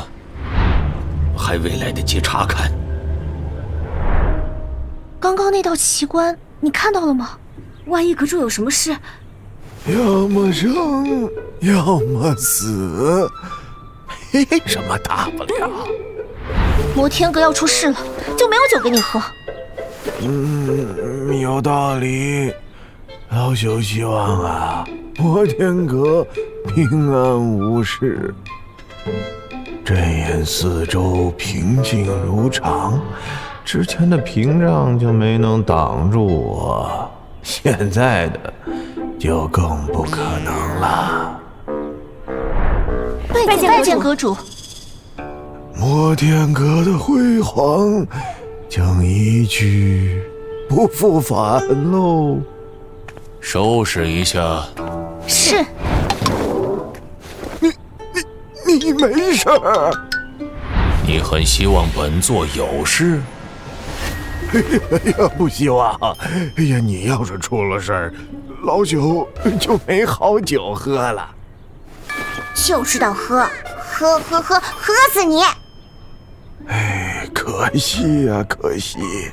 可惜什么？这么大动静，老朽还怕睡不安稳。本座可以让你睡得更安稳。老朽现在睡得就挺安稳。是吗？师傅，您以前说不要欺负老弱病残，徒儿揍他合适吗？为师有说过这话？没有，是徒儿记错了。小丫头，别过来。别怕，我打人不疼的。小丫头，别过来。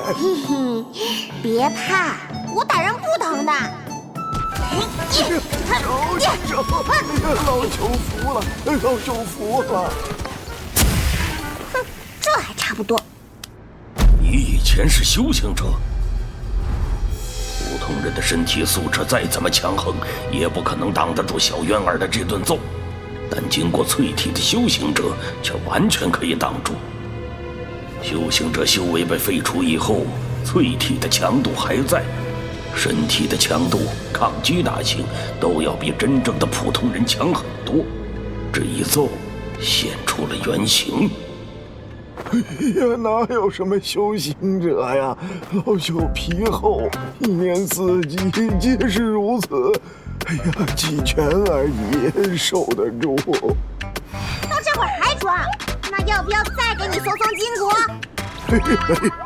想在摩天阁睡得安稳，便要遵守摩天阁的规矩。老朽最守规矩。如此便好。以你的身份和地位，大可好好享受晚年，为何会沦落至此？当乞丐多好啊！嘿，不要脸就能有饭吃。你的确不要脸。老朽脸皮不厚，吃饱喝足，老朽自己滚。滚？何处？嘿，四海为家。喝了摩天阁的酒，还想走？眼前这位摩天阁的主人少了很多暴力之气，语气和神态相较于以前平和了很多。只是这种平和似乎比暴力让人更加头皮发麻。本座既然留下你，那便养得起你。哎呀，老朽不过是一乞丐，烂命一条，什么都干不了啊！就算是一张桌子，一头猪，都有它存在的价值。有道理。不对，这话怎么听着怪怪的呀？猪的价值不就是杀了卖猪肉啊？要杀老朽？摩天阁做事一向如此。这句问话的意思，老朽想起了一位故人。什么故人不故人的？你孙子好着呢，这段时间不在摩天阁，等几天你们就能见面了。哪壶不开提哪壶，老朽见了他再做决定。哦，你的孙子在摩天阁？潘仲的爷爷。潘仲人不错吧？这天长得很像潘仲爷爷呀。原来是潘仲的爷爷呀！老朽不姓潘，老朽真的不姓潘呐！说话的语调也很像，真的是潘仲的爷爷。师傅，他不过是个普通的老乞丐，为什么要留下他？他还有用。四师弟至今未归，摩天阁又出现这般动静，徒儿担心外敌趁虚而入，徒儿愿意自损修为，修复屏障。屏障虽减弱了一半，却也不是鼠辈放肆之地。师大名门正道，若是敢再围攻金庭山，我不介意再多用几张卡。都散了吧。徒儿告退，告退。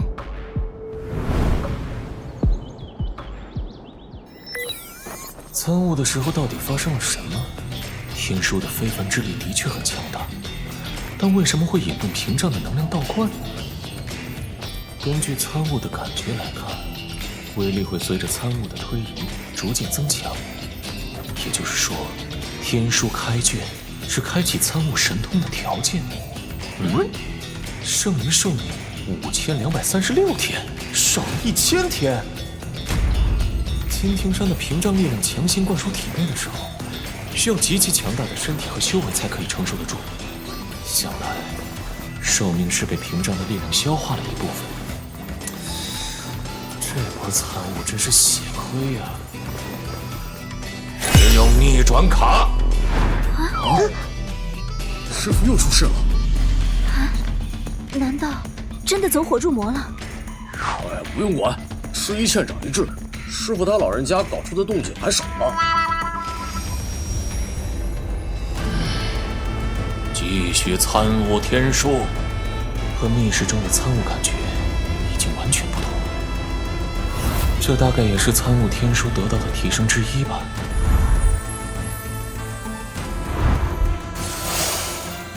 师傅，将爱剑飞书。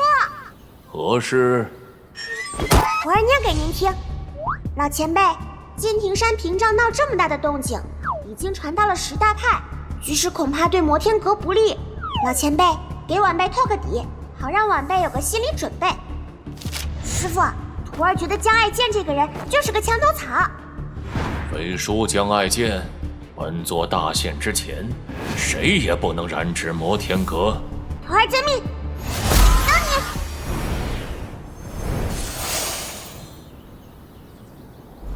七师弟，你是说金庭山的屏障力量削减了一半？我的人传递消息不会有假，只不过不知道内部的情况。老八似乎断了联系，原因？能量倒灌，应该是有人汲取屏障的力量。在这摩天阁，除了师傅，谁还有这个胆子汲取能量？为什么就不服老呢？强行汲取能量，勉强能维持强大的修为，但势必会影响寿命。若真是这样，师父他老人家恐怕要麻烦了。强行汲取能量，勉强能维持强大的修为，但势必会影响寿命。若真是这样，师父他老人家恐怕要麻烦了。大师兄要帮师父，帮与不帮意义不大。七师弟，依你之见，摩天阁局势不利，谁会第一个忍不住？10大正道撇去七星山庄和丹心宗，这2宗门不过从中摇旗呐喊，与魔道仇恨不深。剩下8大派，天剑门、正一道、净明道、天师道、原子道门、若易安、横渠学派、镇仓学派、端灵学派、原子儒门，后者向来手段柔和中庸，与魔道的冲突不多。说重点。天剑门，天剑门门主洛长风已死，大弟子周继风已经叛离，反而加入了摩天阁。天剑门的确对摩天阁恨之入骨，咎由自取，怨不得人。大师兄真不打算出手？当初叶天心的偃月宫被魔刹宗围剿的时候，大师兄也是没有出手。摩天阁局势如此不利，大师兄依旧无动于衷，指望大师兄出手似乎不太现实。唉，大师兄还在记着那件事。你大师兄我一向宽容大度，二师弟多次杀了我的人，我可有一句怨言？更何况是师父他老人家。您就差挥刀找二师兄决斗了，这还叫没有怨言？大师兄说的对，即便我出手逼退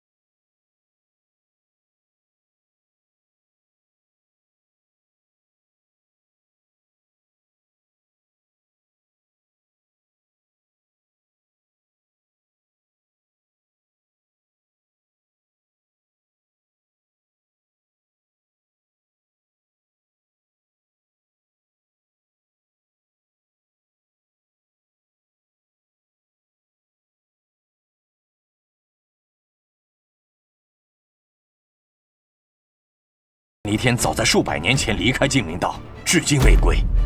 什么原因？不太清楚。师弟对此人好奇。净明道在大师兄的围剿下苟延残喘，潘离天乃是净明道第一高手，他没道理不会出现。所以我猜测有2种可能：第一，潘离天已死，这种可能性很小；第二，潘离天和净明道之间发生了不可调和的矛盾。如此说来，后者的可能性更大一些，只不过这些对于幽冥教而言已经不重要了。潘离天不出现，净明道会更快灭亡。若是出现，反而很期待和这样的对手来一场巅峰对决。传令下去，顺我者昌，逆我者亡。谨遵教主谕令。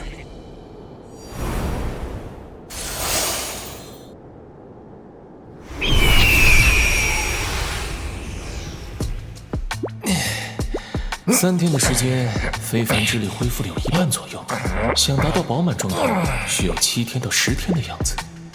修行之路漫漫，这种事急不得。看看价格，好在没有涨价。这是遗失的钥匙，脑海中所有记忆都没有找到钥匙的线索，难道又和那部分缺失的记忆有关？既然是寻找遗失的钥匙，那应该是用来打开某种柜子、箱子之类容器的。摩天阁似乎只有密室和北阁的仓库是存放箱子的地方。不过，这也验证了一种想法：穿越之时的很多东西，或许压根就没有消失，而是因为种种原因散落各处，那么这把仪式的钥匙，也应该是祭天道的物品之一。师傅，有位署名的飞书。在云雀楼获得的物品，小月儿似乎没有佩戴。天蚕手套何在？不好看，放囊壳里了。念，那天蚕手套对于小月儿的加成不是很明显，由他去吧。晋明道已被幽冥教围剿，门主默契扶伤逃至兽溪湖畔，潘仲已经前往，有危险，哈哈哈。江爱剑这家伙应该是不方便飞书。是江爱剑这家伙的飞书。呸！我想起来了，他每次后面都有哈哈哈。能够在飞书过程中留下较为明显的个人风格，算是生存经验的一种，类似摩斯密码。潘仲这家伙去兽溪湖干什么？没事找事。老三老四何在？在南阁躺着呢。擅闯密室，长则他们是轻的。让老三去打电。可这就去。不过是皮肉之苦，这3天的修养早就该好差不多了。潘离天，老朽不姓潘，自己看。危险！你现在还能睡得安稳？潘仲已入摩天阁，阁主不打算救他。潘仲的确入了摩天阁，但这不代表本座要救他。为什么？本座赐他六阳功抵消3阴式苦寒，他本可以成为摩天阁得力干将，却擅自离开。若是摩天阁人人如此，本座如何服众？摩天阁的规矩是，一朝入了摩天阁，便要斩断所有过往，坏了规矩，落得任何下场都是咎由自取，怨不得人。阁主好。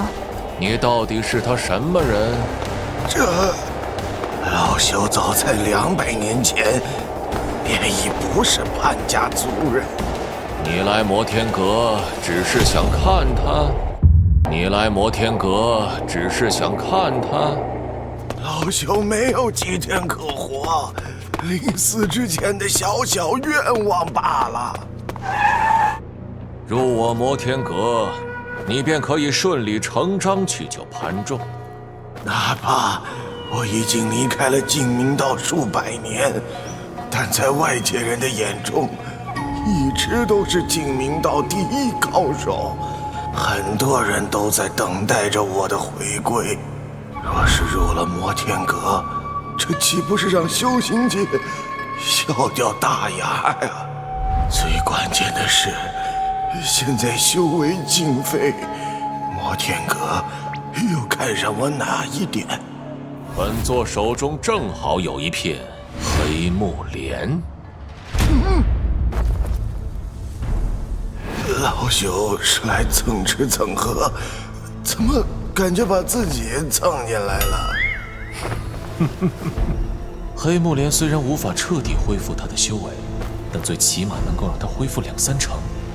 我就不信他不会心动。师傅，3师兄已经到了。不着急。什么意思？感情老朽好像被透住了。姜还是老的辣呀，老朽自愧不如。酒管够，管够。百年陈酿，百年陈酿。好。你4师兄可有消息？师傅，4师兄到现在也没回来，一定是玩的忘记回来了，得狠他。话多。明世英去追查司无涯的踪迹，也是一件好事。而且，明世英的忠诚度一向稳定。若是幽冥教追击净明道，要除掉游弘一这样的高手，于正海极有可能也会出现在兽溪湖畔。这可是大好的机会。哼，这强化版的牢笼束缚，就是专门为这几个孽徒准备的。传令花长老，本座要去一趟兽溪湖畔。徒儿遵命。花长老就不必去了，我想去看看。范修文，总觉得这个人怪怪的，有点发怵。范修文已死，这世上只有冷罗。好吧，你就是300年前黑榜第1的冷罗。他这副姿态透着很明显的意味。小东西，现在知道谁才是小屁孩了吧？不错不错。后生晚辈有眼无珠，不与你一般见识。他也不小了，潘仲的爷爷呢，景明道第1高手。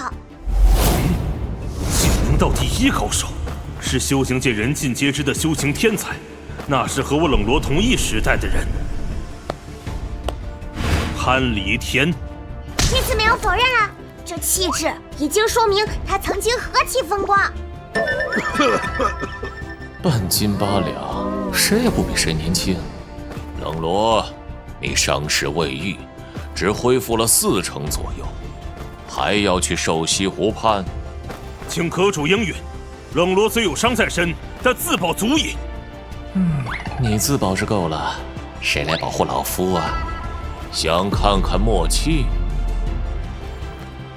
冷罗对莫离是真的恨之入骨，这么多年被操控，放在任何人身上都难以接受。老朽只能好好看戏了。三师兄，稳着点啊！第一次，师妹勿要见怪。多谢冷前辈。他的修为终究是没有恢复，还要帮忙驾驭飞辇。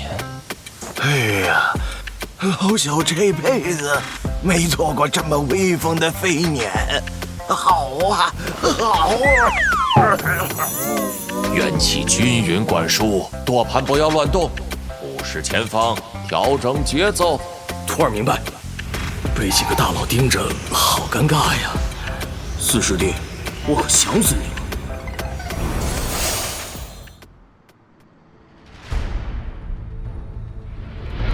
来人，我有抓住潘仲。潘仲这叛徒太过狡猾，一路尾随，到现在还没抓住。加上幽冥教步步紧逼，弟子也不敢肆意搜寻。于正海欺人太甚。安阳城一战之中，幽冥教的出现打乱了我的计划。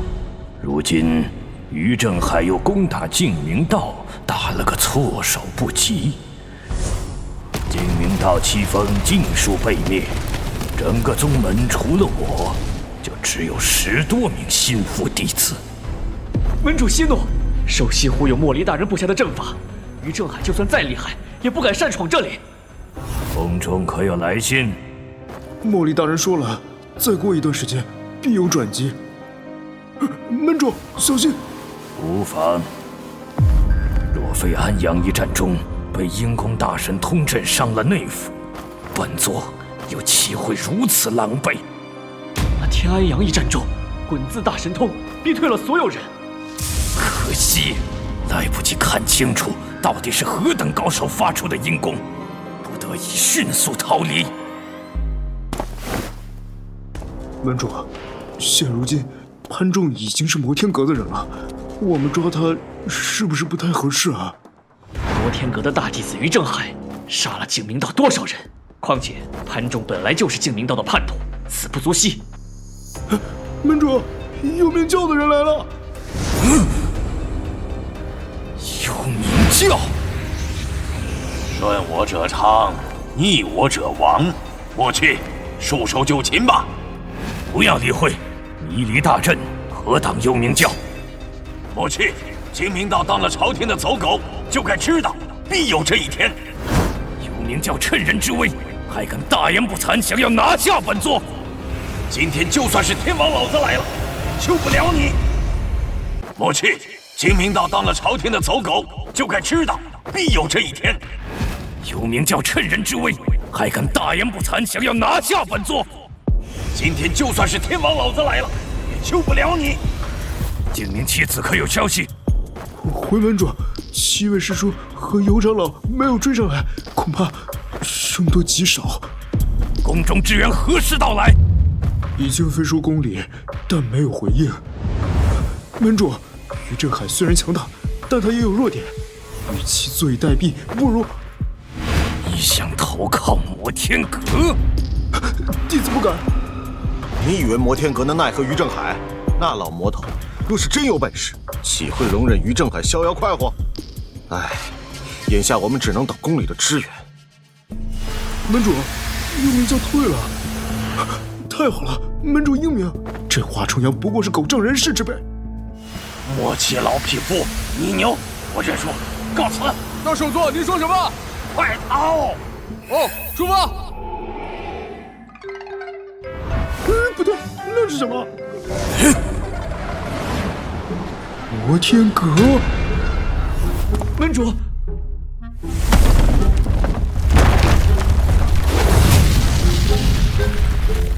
摩天阁此举何意？警告！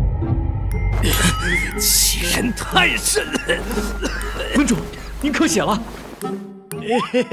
减速没控制好，抱歉。海老头，你死了吗？我晕船，让我躺会儿。师傅，前面便是寿溪别院。寿溪湖畔乃是宫中贵人闲暇之时游玩休憩之地，净明道默契为何出现在这里？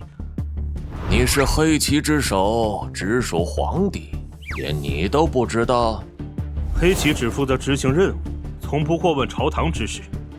默契、莫离，依你之见，二者是何种关系？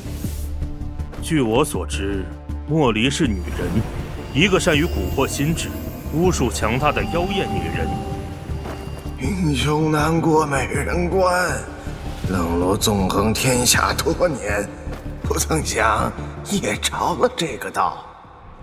本座记得默契有一兄长，早年分离，消失不见。不管男女，都得死。如此甚好，莫离便交给你。多谢。能让这般人物臣服，真是让人赞叹不已呀！自己修为被废，没得选择入了摩天阁，冷罗也应该如此。那么未来冷罗恢复了修为，又会如何呢？师傅，到了。师傅，我与几名女弟子维持飞辇的悬浮。除了2名徒弟以外，这次是真的老弱病残团，只怕是想要节省点道具卡都难啊。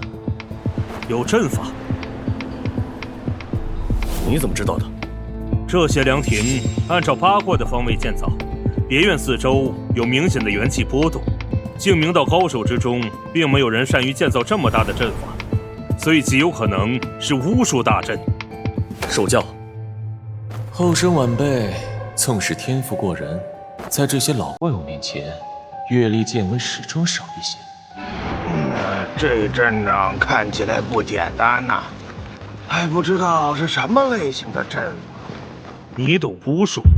哼，净明道最不缺的便是巫术类的典籍，但不管哪种，都可以找到破解之法。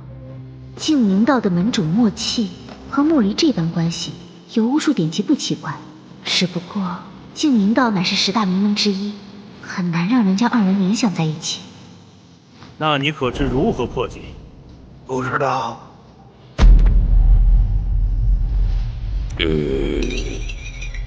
不知道你瞎扯这么多干嘛？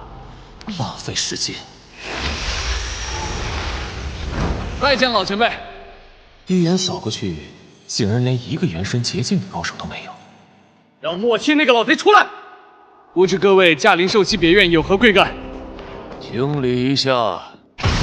来人命！好，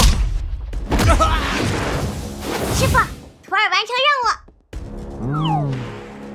默契，佩服。雕虫小技而已，神庭便可做到。但是能将阴空以如此细微的控制送到每个角落，没有数百年的沉淀又岂能做到？修为境界是一回事儿，技巧和经验可不是境界所能比的。比一般人的马屁舒服多了。倚天刀！哟，这老匹夫！师傅，不二愿打头阵，绝地3尺，也要把这老东西挖出来。不必。摩天阁欺人太甚，此仇不报，枉为人。这个声音渐行渐远了。想走？我修为还没恢复，独身下去尝试兽西湖的阵法，怕是不妥。潘离天就更别指望，会使用什么手段呢？立案！这是。都是一把年纪的老怪物，漫长修行岁月里，不是没有大把时间去寻找坐骑。可惜这东西可遇不可求啊！迷雾森林很多凶兽压根儿不适合骑乘，更别提遇到这种珍贵的传说中的坐骑。找到他！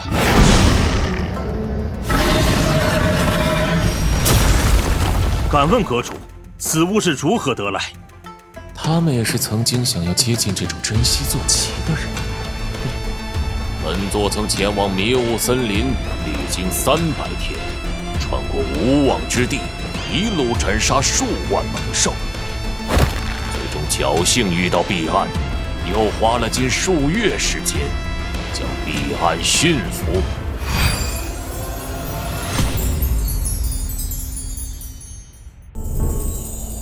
什么是强者？大概这便是了。单纯靠身体的强度，将兽息别院的建筑撞得七零八落。若是全力爆发，神庭境修行者不是他的对手，防御力也很强大。当然，也没机会测试彼岸到底有多强，只是根据眼前的战斗力大概估算。等自己实力强大了，陪他玩玩。摸清楚坐骑的真正战斗力。还有修卷，我们一起上！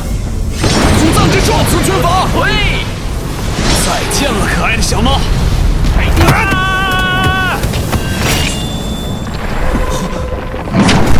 吃人了！好强的防御！传说中的坐骑果然名不虚传。住手！我天阁欺人太甚！老匹夫，你们围攻金庭山的时候，怎么就没想过欺人太甚？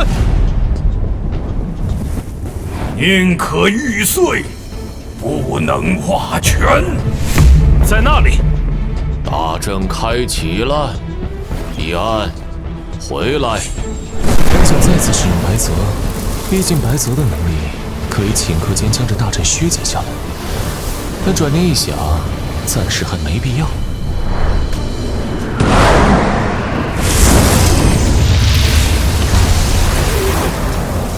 默契竟掌握了这种邪门功法，真是令老朽太失望了。默契，你终究还是走上了邪路。邪路？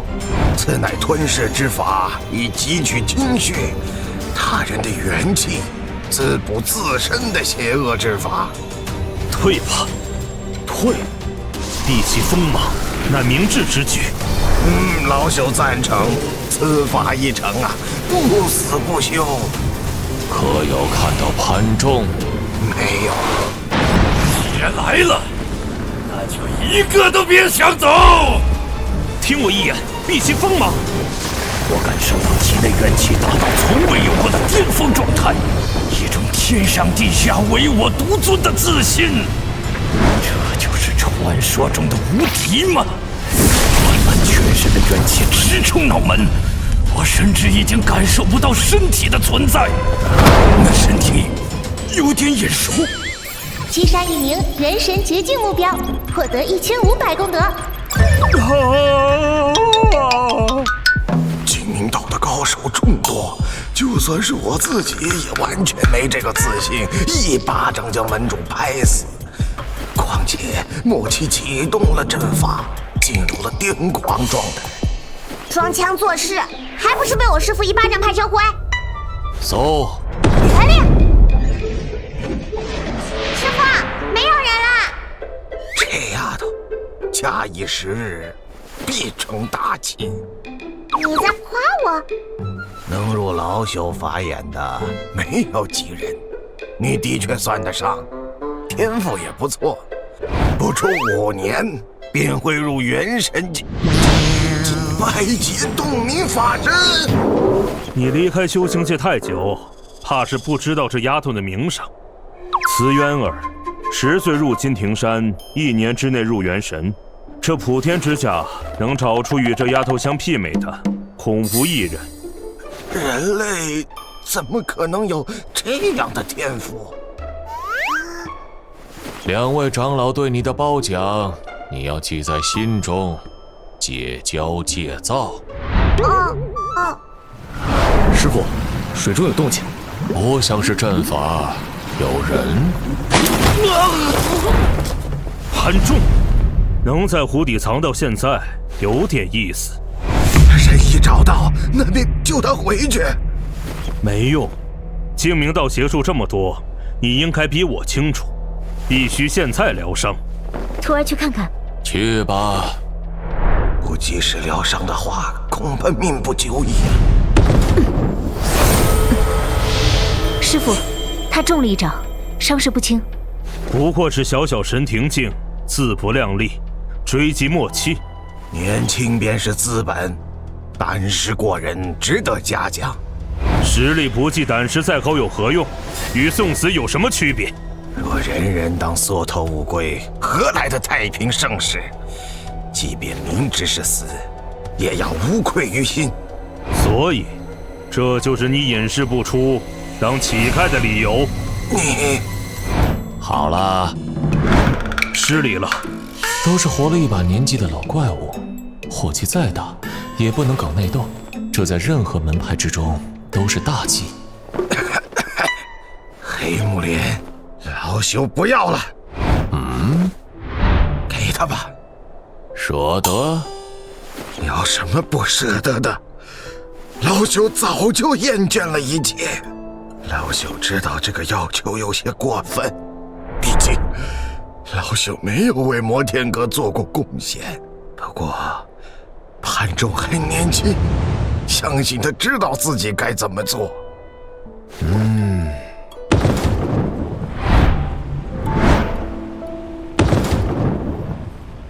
送你一程。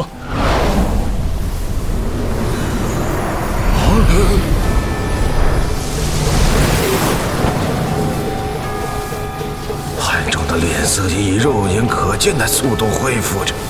修行界中不是没有擅长修多家功法的修行者，但真正能集百家之长的寥寥可数。能够像这般轻松自如施展慈航普渡的很少见。虽然慈航普渡的治疗效果不错，但能够发挥如此的奇效，很少见。脸色逐渐恢复，呼吸也比之前好了一些。多谢。该部下的功德值奖励2000点，驾驭难度高。虽然他出自净明道，但如今净明道的存亡，他却一点也不放在心上。不过，这也算是一个大收获吧。这一波赚不少，成本仅仅只是一张致命一息，将他带回金庭山。徒儿遵命。这一波赚不少，成本仅仅只是一张致命一息，将他带回金庭山。徒儿遵命。这要怎么上去？这身份，这地位，主动开口，不太好吧？大概是宫中的支援要到了。管他呢，来多少杀多少。师父，小心陷阱。无妨。我要不要跟上去呢？伤势恢复了一半，修为恢复个2成。我可是实实在在拖后腿的废物，跟不跟呢？你若害怕，便在这里等着。笑话！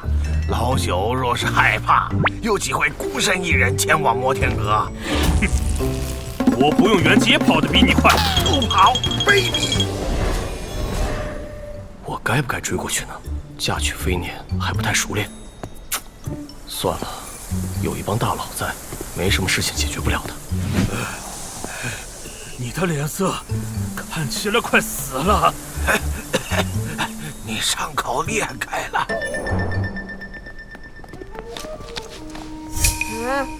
厚脸皮。嘿嘿，晚辈的飞书还是顺利传过去了。你怎么知道默契在这里？我拦了默契的飞书，他可是到处搬救兵，能救他的就只有莫离。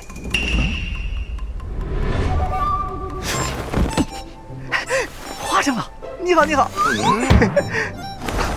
黑旗之首范大人，你好，你好。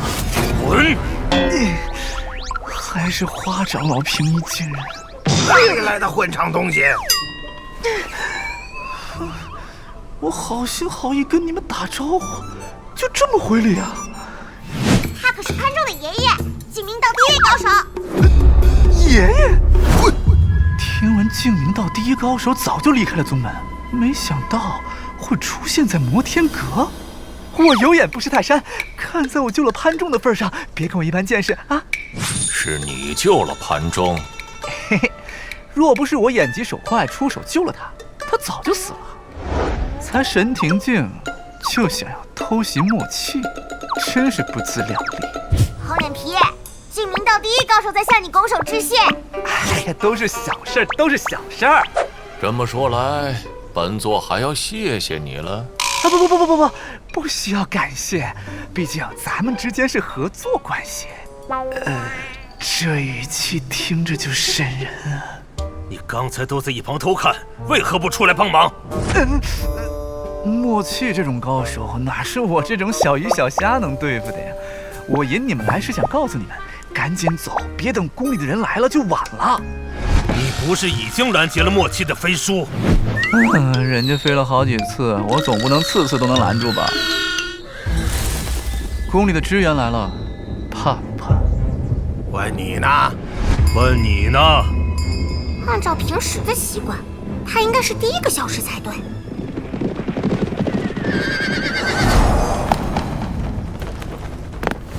锦衣见过老前辈。你来啦！支援默契。锦衣不过是奉命行事，凡靠近受袭别院者，格杀勿论。老前辈有恩于锦衣，锦衣怎能忘恩负义？老前辈先行离开受袭湖畔，这里的一切，锦衣自会处理干净。有恩？宫中还有其他支援，估计很快就到。还有支援？那啥，我还要率先走一步。慢着。老前辈，您有什么吩咐啊？老夫还有话问你。老前辈，请问，晚辈知无不言，言无不尽。老夫问你，莫离是否还在宫中？神都三大神射手陈竹就是他的手下。陈竹死了之后，二皇子气得吐血，对他下了禁足令。莫离最近有何动静？老实得很，老前辈与他数次交锋，几次累积下来，他已经受了重伤，没一段时间休养，怕是恢复不过来。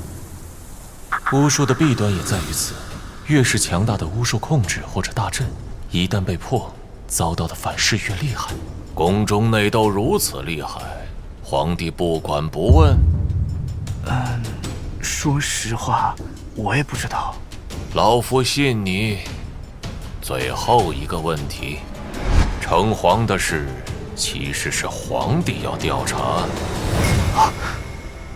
莫离距离寿命大限还差得远，为什么这么着急研究这些？皇帝年事已高，尚未退位，也有这个动机调查。不是。本想问问关于钥匙的事，转念一想，这东西完全没一点头绪，无从问起。老前辈，您是在故意等宫中的支援？黑旗已来，请各位速速离开。老前辈，我先走了，告辞告辞。你走不了，来的毕竟是宫中的支援，万一顶不住，还能拿皇子当底牌。当然，这种万一不存在。我留下也没用啊。李锦衣，各位黑旗大人，也是奉命行事。李锦衣奉的是皇上的命令，黑旗奉的是谁的命令，便不知道了。我等奉首席之命，清理寿西湖别院。李锦衣，你办事不力，黑旗自会向宫中参你一本。你们奉谁的命令？当然是黑旗之首范修文大人。混账！4大黑旗有新人顶上来可以理解，甚至有新任的黑旗首领也能接受，但是名字还用以前呢，这谁能忍？你又是谁？陈忠和岳冲、李姓、段延红，随本座征战多年，杀人无数，就凭你们这般模样，也配称得上4大黑旗？范修文、冷罗，自我加入黑旗，每天耳濡目染的便是这位传奇人物。黑旗营中说的最多的都是冷罗的传说。慌，我好慌啊！不可能，这不可能！稳住！范修文已经被老魔头杀死，你想要诓骗我等？所有人听令，此人假冒黑旗首领范大人，就地处决！凡入寿西湖别院者，格杀勿论！格杀勿论！不可能，这不可能！稳住！范修文已经被老魔头杀死，你想要诓骗我等？所有人听令，此人假冒黑旗首领范大人，就地处决！凡入寿西湖别院者，格杀勿论！格杀勿论！夏承能，还是要您老出手。老夫出个屁的手！这么多黑旗，翻10倍致命一击卡也不够用啊！嘿嘿，抓个皇子防身也不错。江爱娟，别怕，元儿看好他。胆小鬼！胆子不小，敢假冒首领大人，统统拿下！冷罗没有动手，毕竟他现在伤势未愈，真要和4大黑旗动手的话，并不占便宜。师傅，还是徒儿出手吧，一定杀他们个片甲不留。你们无需插手，冷罗纵横天下多年，又岂会一点手段都没有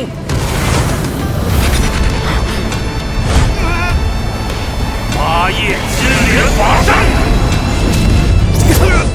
法身出现又迅速消失，虽然只持续了1秒钟的时间，但是对付这帮黑旗足够了。8叶是修行界之中目前已知人类修行者所能达到的极限。冷罗这种法身不同，就像是很多游戏玩家辨别装备一样，只需要看一眼就知道是什么物品。不堪一击！小人有眼无珠，还望范大人见谅。原来是范大人！拜见范大人！范大人，您还活着？可惜时过境迁，物是人非呀。这世上已无范大人。范大人，住口！冷罗有伤在身，修为远远没有恢复，能够展现出1秒的8叶法身，已经很不容易。本以为带着他会拖后腿，没想到冷罗的手段如此精妙。这样我就不需要出手了。放开他吧。啊！冷罗，能让8叶法身冷罗如此恭敬的会是谁？莫离的命令。黑旗之主皇室，我等奉的是陛下之命。以莫离的本事，还没这个胆子敢控制皇帝，那就只有一种可能：皇帝是真的不想让净明道消失。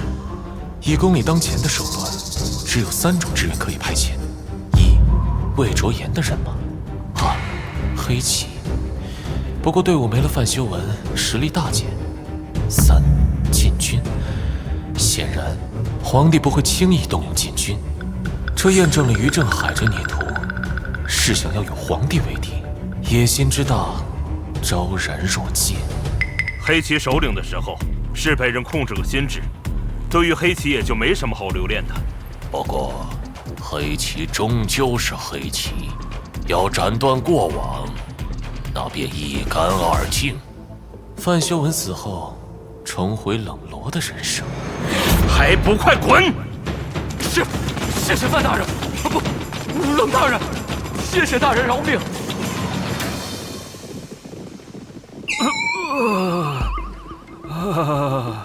刚才那一招已经是他的全力。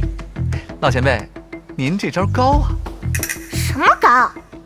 黑棋毕竟是皇帝的棋子，您放了黑棋，这是给于正海找麻烦。你很聪明啊，不如到摩天阁喝杯茶再走。还是别了，我还有事儿。老前辈，我们下次再会。老前辈，临别之前赠送一条消息，您的七徒弟司无涯就在净明道总坛。锦衣告退。李锦衣的印象还不错，起码这是一个非常识趣的人。师傅，去哪儿？净明道总坛孽徒。这时候去净明道总坛，是不是言之过早啊？默契已成灰，净明道也没有多少实力，重点在于幽冥教。幽冥教也在净明道总坛，而且幽冥教4大护法皆是一流高手，怎么对付呀？再说了，金庭山的屏障刚出了故障，当务之急应当是回金庭山休养生息才对呀。韩正爷爷，我扔你上去。3个老头带着一个丫头，老朽觉得此行不妥。有何不妥？阁主要清理门户可以理解，但老朽听闻于正海修为极高，势力庞大，不好对付啊。冷长老喝奶吗？对身体好。哦，本座心中有数。你就这么不想回净明道？能把逃避说得如此轻描淡写的，你恐怕是第一人。潘长老，喝奶吗？谢谢。老冷啊，你是不是不挤兑老朽，心里就不舒服？老潘，我这是教你如何面对恐惧和不堪，而非一味的躲避。两位又斗嘴了，习惯了。赵月，送他回去。是。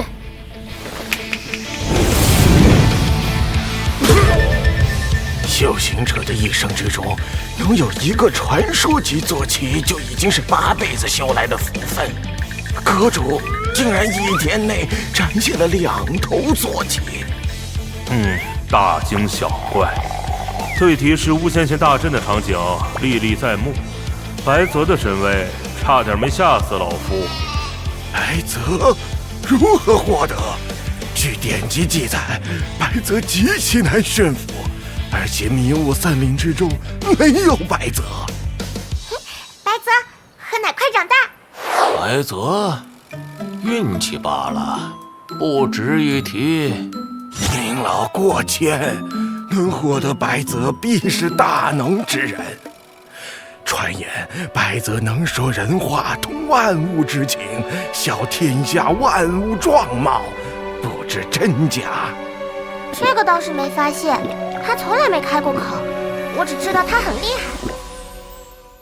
这个倒是没发现，他从来没开过口，我只知道他很厉害。去吧。是，徒儿遵命。如果单论速度的话，白泽稍稍胜于飞鸟，唯一不足的是坐骑所能驮的人数有限。活了1把年纪，说一些肉麻感激的话，似乎有些尴尬，倒不如不说。老潘，你是不是哭了？滚！师傅，真的要去净明道总坛？你对为师没有信心？徒儿不敢，徒儿这就掌舵。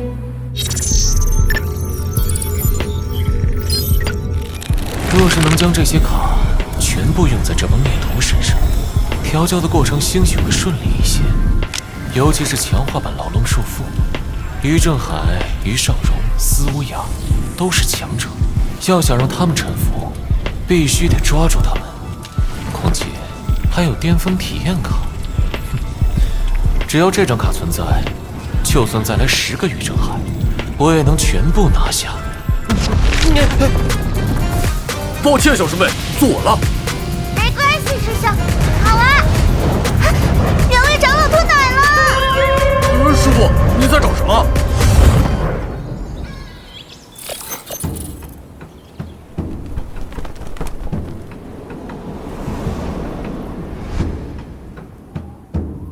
老魔头真的会来？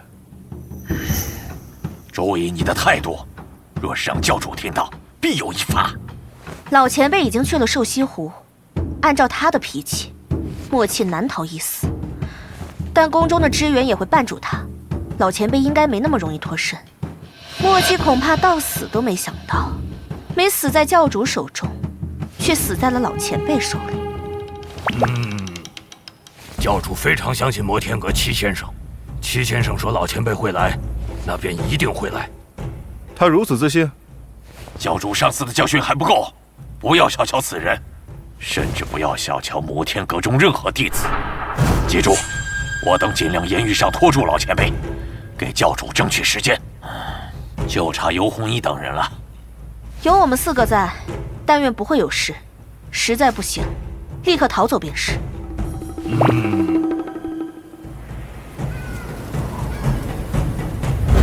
来了，这么快便击退了宫中的增援。传云，摩天阁的飞辇无疑。立刻通知教主和七先生，谨慎应对。是。幽冥教的飞辇，师傅，鸡鸣道的屏障已经破了，七风也在着火。迅速向后退，退到总坛的后方。青龙殿华重阳，玄武殿狄青，朱雀殿杨艳，白虎殿白玉清。见过老前辈。师傅，是幽冥教4大护法。这不卑不亢的4人，就是幽冥教4大护法。传闻幽冥教4大护法，2位6叶，2位7叶，不知是真是假。幽冥教有如此实力，难怪可以荡平净明道。潘离天毕竟出自净明道，看到净明道这般模样，竟然不生气。于正海何在？老前辈，教主令属下在此等候。教主说了，净明道虽然是被幽冥教打下，但老前辈若是想要，随时可以拿走。孽徒果然狡猾，让于正海和苏无涯滚出来！师傅来了，还要畏畏缩缩，岂有此理！哼！4先生息怒，教主和7先生事务繁忙，实在抽不开身。放屁！害怕就是害怕，说的那么冠冕堂皇，害不害臊？老前辈，晚辈句句属实，不敢撒谎，做好随时撤退的准备。一旦老前辈下手，二话不说，不接招，直接遁逃。那便告诉本座，于正海和司无涯现在何处？这不肯说。老前辈，我等乃是幽冥教中人，岂能做出这种背叛之事？还望老前辈见谅。既然不肯说，那便随本座回一趟摩天阁。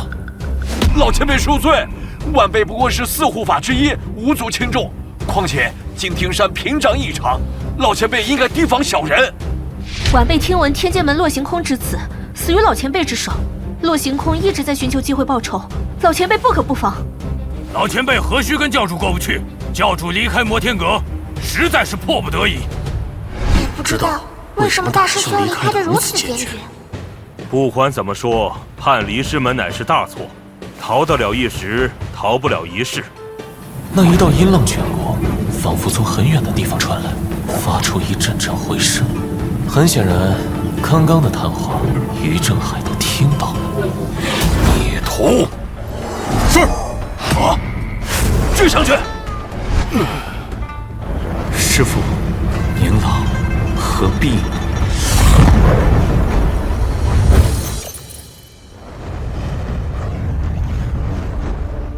咎由自取，咎由自取呀！老前辈，老前辈，净明道不仅3番2次陷害摩天阁，还与其他正道企图荡平摩天阁。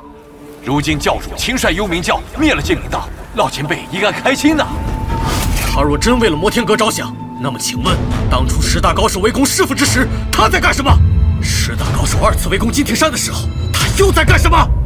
他不仅叛离师门，还故意勾结名门正道，透露师傅的行踪，欺师灭祖，其罪当诛。3师弟同门一场，为何如此诋毁我？声音回荡的同时，还有巨大的元气波动。于正海不仅就在静明道，似乎在和什么目标战斗。坐骑回牛，这是回牛的声音。啊，大师兄的坐骑不是什么兽吗？大师兄的成名绝技玄天星芒。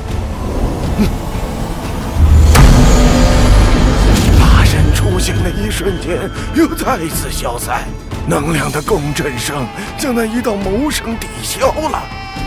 晚辈自知不是老前辈的对手，教主曾说过，老前辈神威盖世，就算我等4人联手，也绝不可能战胜老前辈，还请老前辈三思。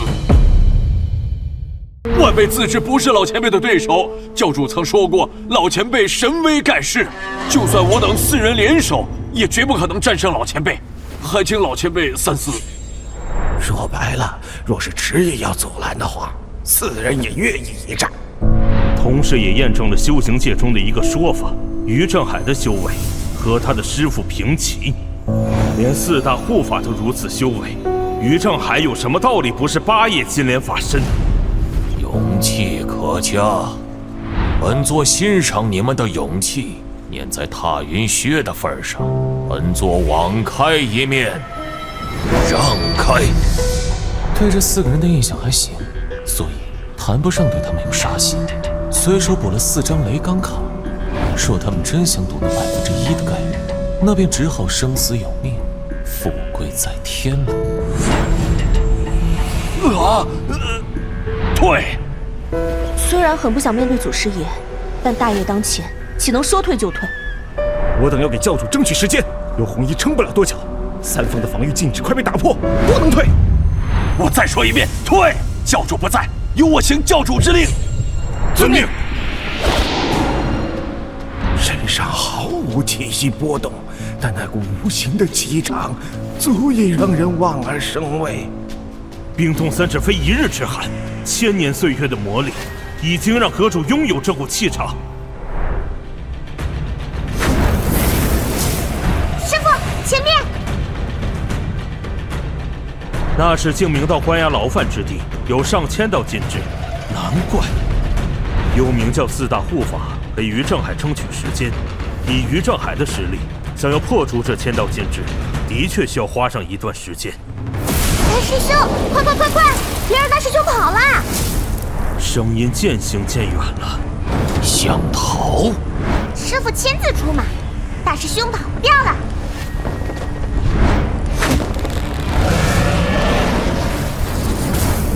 静明道的1000重禁制被连续不断的进攻减弱了许多，随时都有可能消散。于正海会在哪里呢？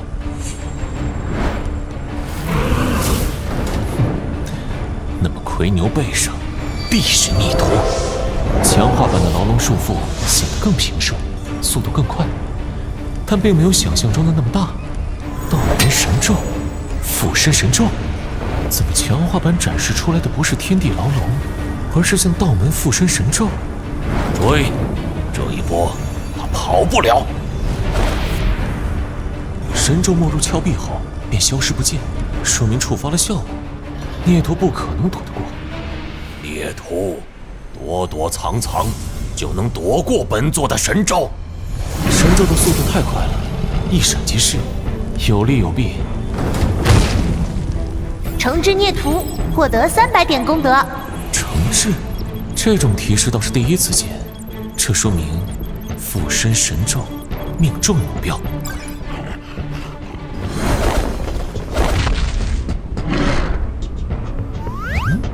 于正海的衣服，记得于正海在金庭山上修行的时候，所穿的衣服尺码便是这般大小。哼，真是好一招金蝉脱壳。尽管如此，他也不可能离开得这么快。难道像燕子云三一样，使用了某种遁地之术？追踪印记，这些钢印的进攻性并不厉害，是修行者的一种追踪印记，也是入门级的修行印记，比较简单，消耗也不大。如果目标有修为的话，这一招并不好使，但牢笼束缚的效果触发，那对方的修为也会被束缚。就无法抵挡印记的追踪。然而，没有任何动静，也没有任何感知到生命体的存在。难道是奎牛强行拖着他飞走了？应该是某种修为外的施术方式，促使奎牛离开。除了巫术这种对施术时间要求高的，多数人都喜欢修炼道门的功法。一些修行者之外的辅助工具，比如云长羽衣、天阶武器，比如调动阵法的阵旗等。孽徒，看来离开摩天阁后，没少学习其他的东西。玄天星芒，迷你版。随着修为的逐渐恢复，使用徒弟们的功法和技巧也越来越容易，威力或许不如元神结界，最起码砍树还是不成问题。没了修为，你能等到几时？回。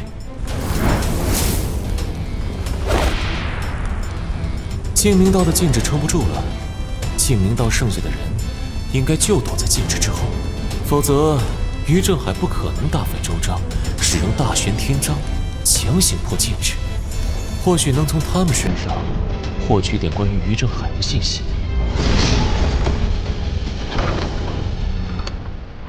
幽冥教撤了，大哥小心，那是幽冥教中人。若非老夫，尔等早已命丧黄泉。多谢老先生出手相救，大恩大德，无以为报。获得15人的虔诚朝拜，获得150点功德。这，老夫还真是功德无量，可惜你们的生死与老夫无关。如果不是老先生及时赶到，净明道恐怕……哎，幽冥教欺人太甚，净明道曾围攻金庭山，有此一劫，也在情理之中。也不知道门主在不在。休要再提门主，若不是他勾结宫中势力，净明道岂会落得如此地步？老夫有话要问，你来回答。我，老先生请问。你便是净明道当今大长老尤弘一？正是晚辈。刚才与你们交手的，是否为幽冥教教主于正海？就算他化成灰，我也认他。我净明道数千修行者，如今这个下场，还请老先生主持公道。你请老夫主持公道？老先生能逼退幽冥教的魔头，净明教遭此大劫，其他名门正道早已会被魔头剿灭。到那时，天下大乱，民不聊生。还请老先生帮帮我等。还请老先生帮帮我等。说到底，于正海是我徒弟，净明道被灭的事一旦传出去，修行界还是会把责任归到摩天阁的头上。幽冥教要灭你净明道，那是你净明道咎由自取。尤弘一，老夫问你，何为正，何为魔？默契修炼邪术是正，还是30年前净明道与七星山庄为夺地盘不惜一战，波及了方圆100里数千名百姓是正？这，若是在今日以前，我一定会毫不犹豫地回答。但是门主默契却偷偷修炼了邪术，吞噬人类修行者的精血，这比魔道邪恶100倍。这么说来，眼下的这位老先生没有落井下石，就已经很不错了。受教了。回到正题，除了于正海，你可还见到其他人？摩天阁7弟子司无涯，幽冥教能够这么掌控净冥7峰，都是此人推波助澜。此人太过卑鄙，竟然插了100多人眼线，如此心计，属实可恨。100多人，这别人安插眼线1两个就已经了不得了，他居然安插了上百号人，反其道而行之，组团合作吗？净明道年年招收弟子，不过是被他钻了空子罢了，没什么好说的。能够做到这一步，的确有点难以置信。司无涯人在何处？老先生跟摩天阁的人有仇？谈不上仇。谈不上仇，那就是关系不咋地。老先生说是能对付摩天阁，也算是一件幸事。这样的场景见得习惯了，有些麻木。敢问老先生何门何派？待我等渡过此劫，一定登门拜谢。摩天阁。抱歉，老先生说的何处？你听清楚了没？没，好像说的是天上人格。退到牢里！千重禁制已经被破了，这个时候进去，岂不是被人一网打尽？老先生，快！摩天阁的人来了！老先生，师傅，我尔等的好生着急，那潘多然呢？师傅，逃得掉吗？尤长老怎么了？尤长老中了于正海一掌，受了伤。逃！快逃！摩天阁的穿云飞撵！摩天阁！想走，晚了！天阶武器，都停手吧！潘长老，弟子拜见潘长老。精明道第一高手归来，有希望了。老朽可不是什么潘长老，老朽乃摩天阁长老。潘长老，住口！没想到潘离天竟有这个觉悟，这样也好，日后他也能好好为摩天阁效力，成为摩天阁的强力臂膀。净明道走到今天的地步，基本都是门主默契作祟。况且默契是受宫中的莫离支配，和尤红衣关系不大。我建议由他们去吧。眼中只有莫离默契。潘长老破天荒的朝着冷长老拱下手，过来吧，别掉下去摔死了。唉，也懒得跟尤红衣等人计较。师傅，幽冥教四大护法跑了。徒儿院长舵穿云飞撵，追击叛徒。这个时候要追，未必追得上，毕竟对方是四大高手同时催动飞撵。走。看在潘长老的份上，我就不杀你们了。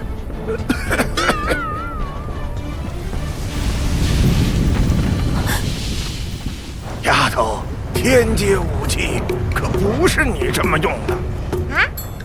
不管是什么武器，一旦认了主，主人和武器之间便会存在默契度，默契度越高，威力越大。方才老朽惯你使用武器大开大合，威力看似很大，却不够细腻。试着将它卷起，这有什么？放回去。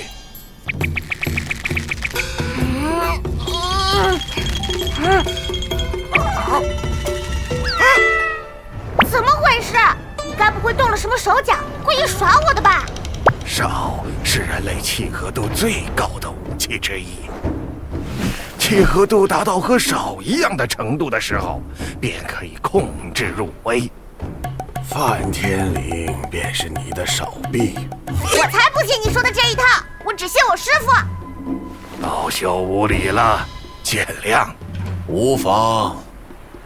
如今夜神修为尽失，即便有心告诉他一些东西，也没有说服力。更何况人家是摩天阁的弟子。毕竟潘离天乃是净明道第一高手，见闻阅历绝非年轻人所能比拟。他能愿意指导后生晚辈，这是好事。潘长老所言基本正确。潘长老倒是提醒为师了，回摩天阁以后，为师会多抽些时间传授技巧。谢谢师傅。天劫，投眼力，酒葫芦，佩服佩服。运气好罢了，整个黑木森林烧了7749天，仅剩下这一个。这完全不起眼的酒葫芦，竟然是天阶武器。师傅，四大护法同时催动飞撵，不太好追。三师兄，我来也。无妨，玉成还中了神咒，早晚会乖乖送上门来，不必追了。啊！回摩天阁。